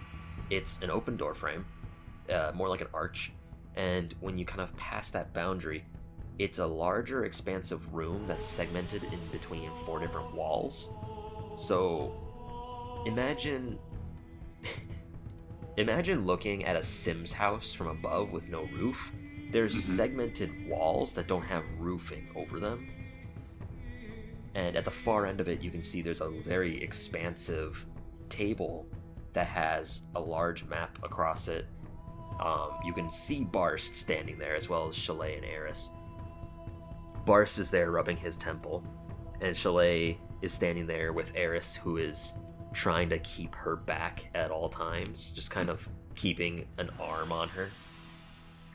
And you can hear Chalet shouting, "This isn't time to be wasting. If we don't receive the aid, then the city's going to fall, and then they're going to come here. Do you understand that?" And who she's shouting at seems to be a short man.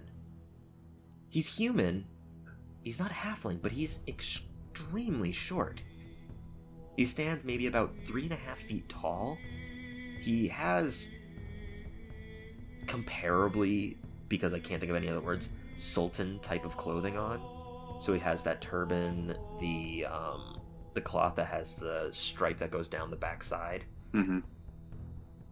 And he's standing on the table because that is necessary for him to see everyone. You're still standing maybe a good 100 feet away from them. Because I'm so far away and I can't make out his race from this distance, I just assume he's a gnome. I squint my eyes. Gnome. Fucking gnomes. Your grasp on the stabby stab is growing ever so taut. I stalk towards the table, just eyes on him the entire time. Are you trying to be stealthy? No. Gnome. Okay. As you pass by the other rooms that have the open doors, you can see there's bedding in 2 of them. When you pass another set of 2, you can look to your left and there seems to be a woman putting on breastplated armor, and she puts down what looks to be a brass helmet. To your right is a separate equivalent, though the ones that are there seem to be male. They seem to have separated between dressing rooms of sorts. I see. This whole compound makes very little sense to Jester. Mm-hmm. You He's can not feel in the very- back of your mind, this doesn't... I think that this man thinks that he's more of an architect than he understands. This is a really poorly designed building. Like, I mean, our hovel was gross, but at least it had a roof. At least it had a door. Yikes. There's no privacy here. Beside the point, we shouldn't be questioning their Lack culture, of doors.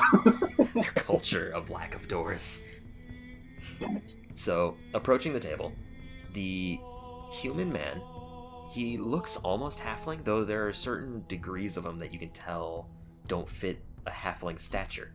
He has short legs, and his arms go down to his waist, just like any other, though his body itself might be more deformed. It might be a birth defect, you think. I see. As you approach as well. Yeah. Barst, Chalet, and Eris both look at you. Oh gosh, you've made it back. I'm so afraid of this. I am Grand Inquisitor...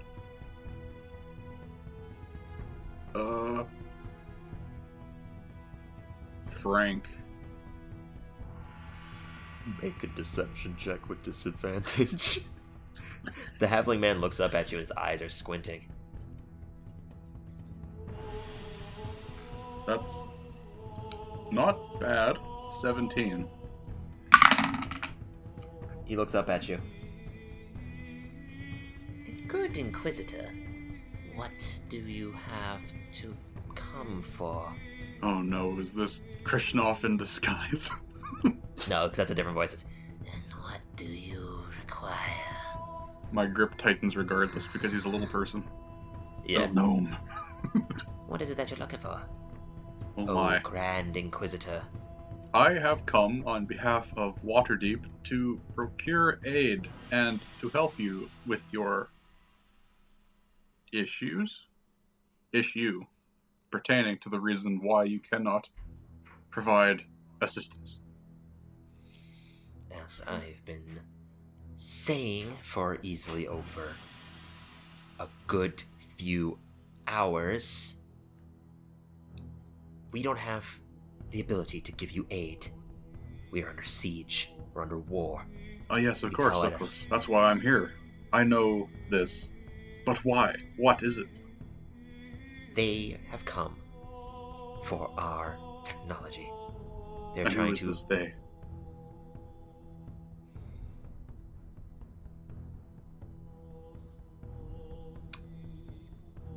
What do you expect to gain from me telling you this? What are your goals? Do you have intentions of aiding us? Do you have intentions of leaving us behind? Or do you have I intentions of am forcing the yourself? Grand Inquisitor. Do not question You my can put judgment. down the facade. I don't believe you to begin with. Good, because I'm not a Grand Inquisitor. I'm just with them.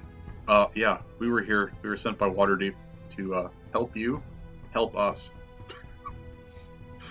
Well,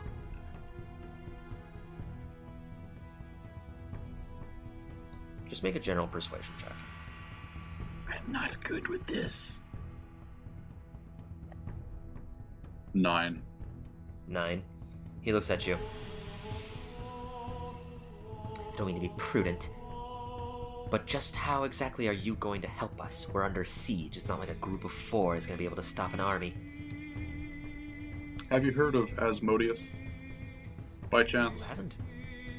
Well, let me actually roll a religion check. Of course I know of Asmodeus. Good, because I killed Ruler him. of the Nine Hells. He's dead. You killed Asmodeus. Yes? The Asmodeus, not some dog that you named Asmodeus. Oh, I don't kill animals. Come now. Yes, the god Asmodeus, the snake god of the Nine Hells. Yes, he's dead. I see. Then just roll another persuasion check with advantage and a serious modifier added to it.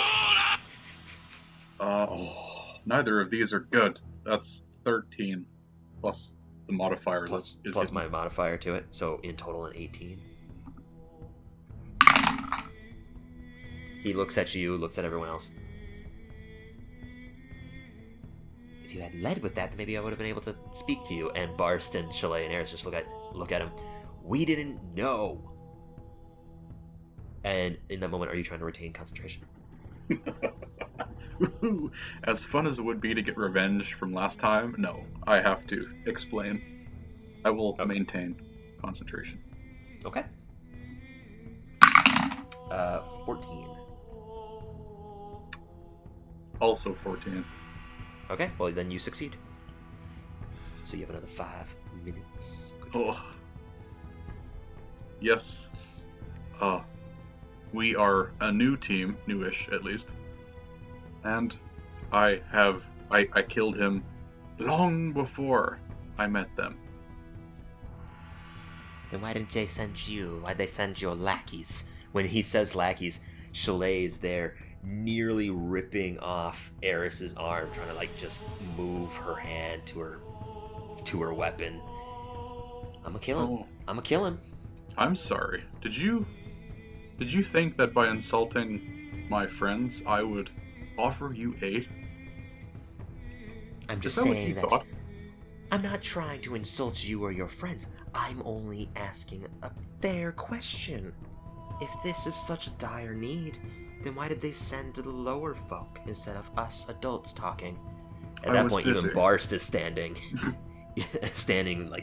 hands clutched forwards, almost prepared to be like, "I'ma kill him. I'ma kill him." I see. We were wasting our time here. I thought we were to meet a gentleman. This man is nothing more than a paltry squire. Barst looks at you, then kind of like a light bulb emerges from his head. You're right. If their city's doomed, then clearly their defense isn't worthwhile to us. No. Chalet, Eris, let's be heading off. We'll go and defend our city, and then maybe we'll come back and take it when this city's destroyed. Yes, I could use a new sand castle. the two of them both kind of look confused at the two of you, and then the light bulb emerges in their head too. I wish I could kick the shit out of him now, but I'll just wait to find his corpse later. That's the spirit. Enjoy your time, or what you have left. And in that moment, he jumps down from the table. Wait, I'm sorry. I'm under a lot of stress, It's difficult. A lot of people take advantage of me for my height, so I have to be very, very cautious with those I talk to. I'm sorry. I really need your help. Yes, and we really need your help. And this whole bravado is not helping anything. Now, either speak plainly or we will leave. The force attacking us is something that we can't tell. They wear masks, and they came several times in the last few months. But the issue is that they themselves also seem to have some intelligence on capabilities. I'm sure you can tell by the heat. This is not normal. We're near the sea, for Christ's sake. Are they humanoid? Generally, yeah. Some of them are taller than others. They've had large creatures with them, sometimes standing even 10 to 15 feet tall, but others are about 5 to 6.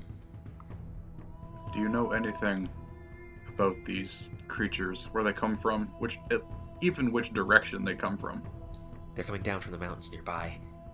If you have ever been near the city, we're at the peak, or not at the peak, but we're in the crevice between two mountainsides, and they come from both ends. I see. The armament keeps them, or the arch keeps them away, but they're heating us up. People are starting to leave. Some are even getting dehydrated and falling ill. I'm not sure how much longer I'll be able to do this.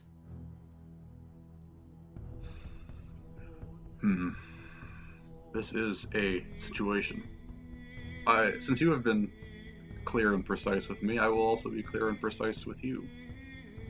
We have, at most, 3 days before Waterdeep is attacked. I understand. Now, I can't promise that we can solve this issue in 3 days. So... You see, kind of like, he swallows some of, growing spit in concern. I will offer you a tentative deal at the moment that you do not have to decide upon right now. We will, the 4 of us, will go investigate at the moment, as soon as we're done here. We will come back at the end of the 2nd day, either victorious or requiring more time to solve this. I understand. If we come back, would you be willing to lend us the arch to defend our city? For a day. And then you can return it here after that, and we will also come back and we will fight. Are you trying to retain concentration?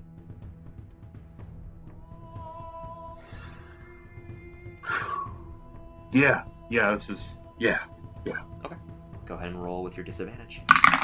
I got a 6. That's a nat 1 for me. Oh, okay. So as you're in the middle of giving this request, you can see him like paying attention, and just as your mind begins to fade, you get out just the last bit of consciousness. He says, "I understand. Yes." And your mind is drawn back as you swap places with Anna. Nice. Okay. Well. Okay. Well, shit. I don't even know where to go with this. You've dumped me in an unfamiliar land with unfamiliar faces. Again. Some would say dangerous and unfamiliar faces. You watch yourself.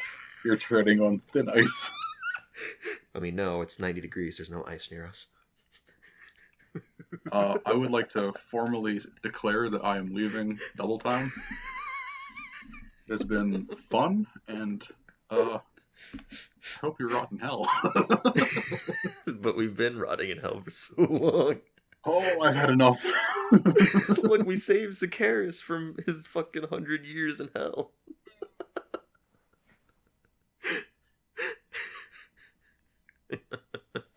Or 100 years here, so 500 years in hell. Or more than that. Probably way more than that. It's way confusing. The math didn't make any sense. Nope. Oh well. He's getting younger. That's all that matters. Slowly. He'll be in his prime in like a decade. Oh my god. All right, awesome. Everybody.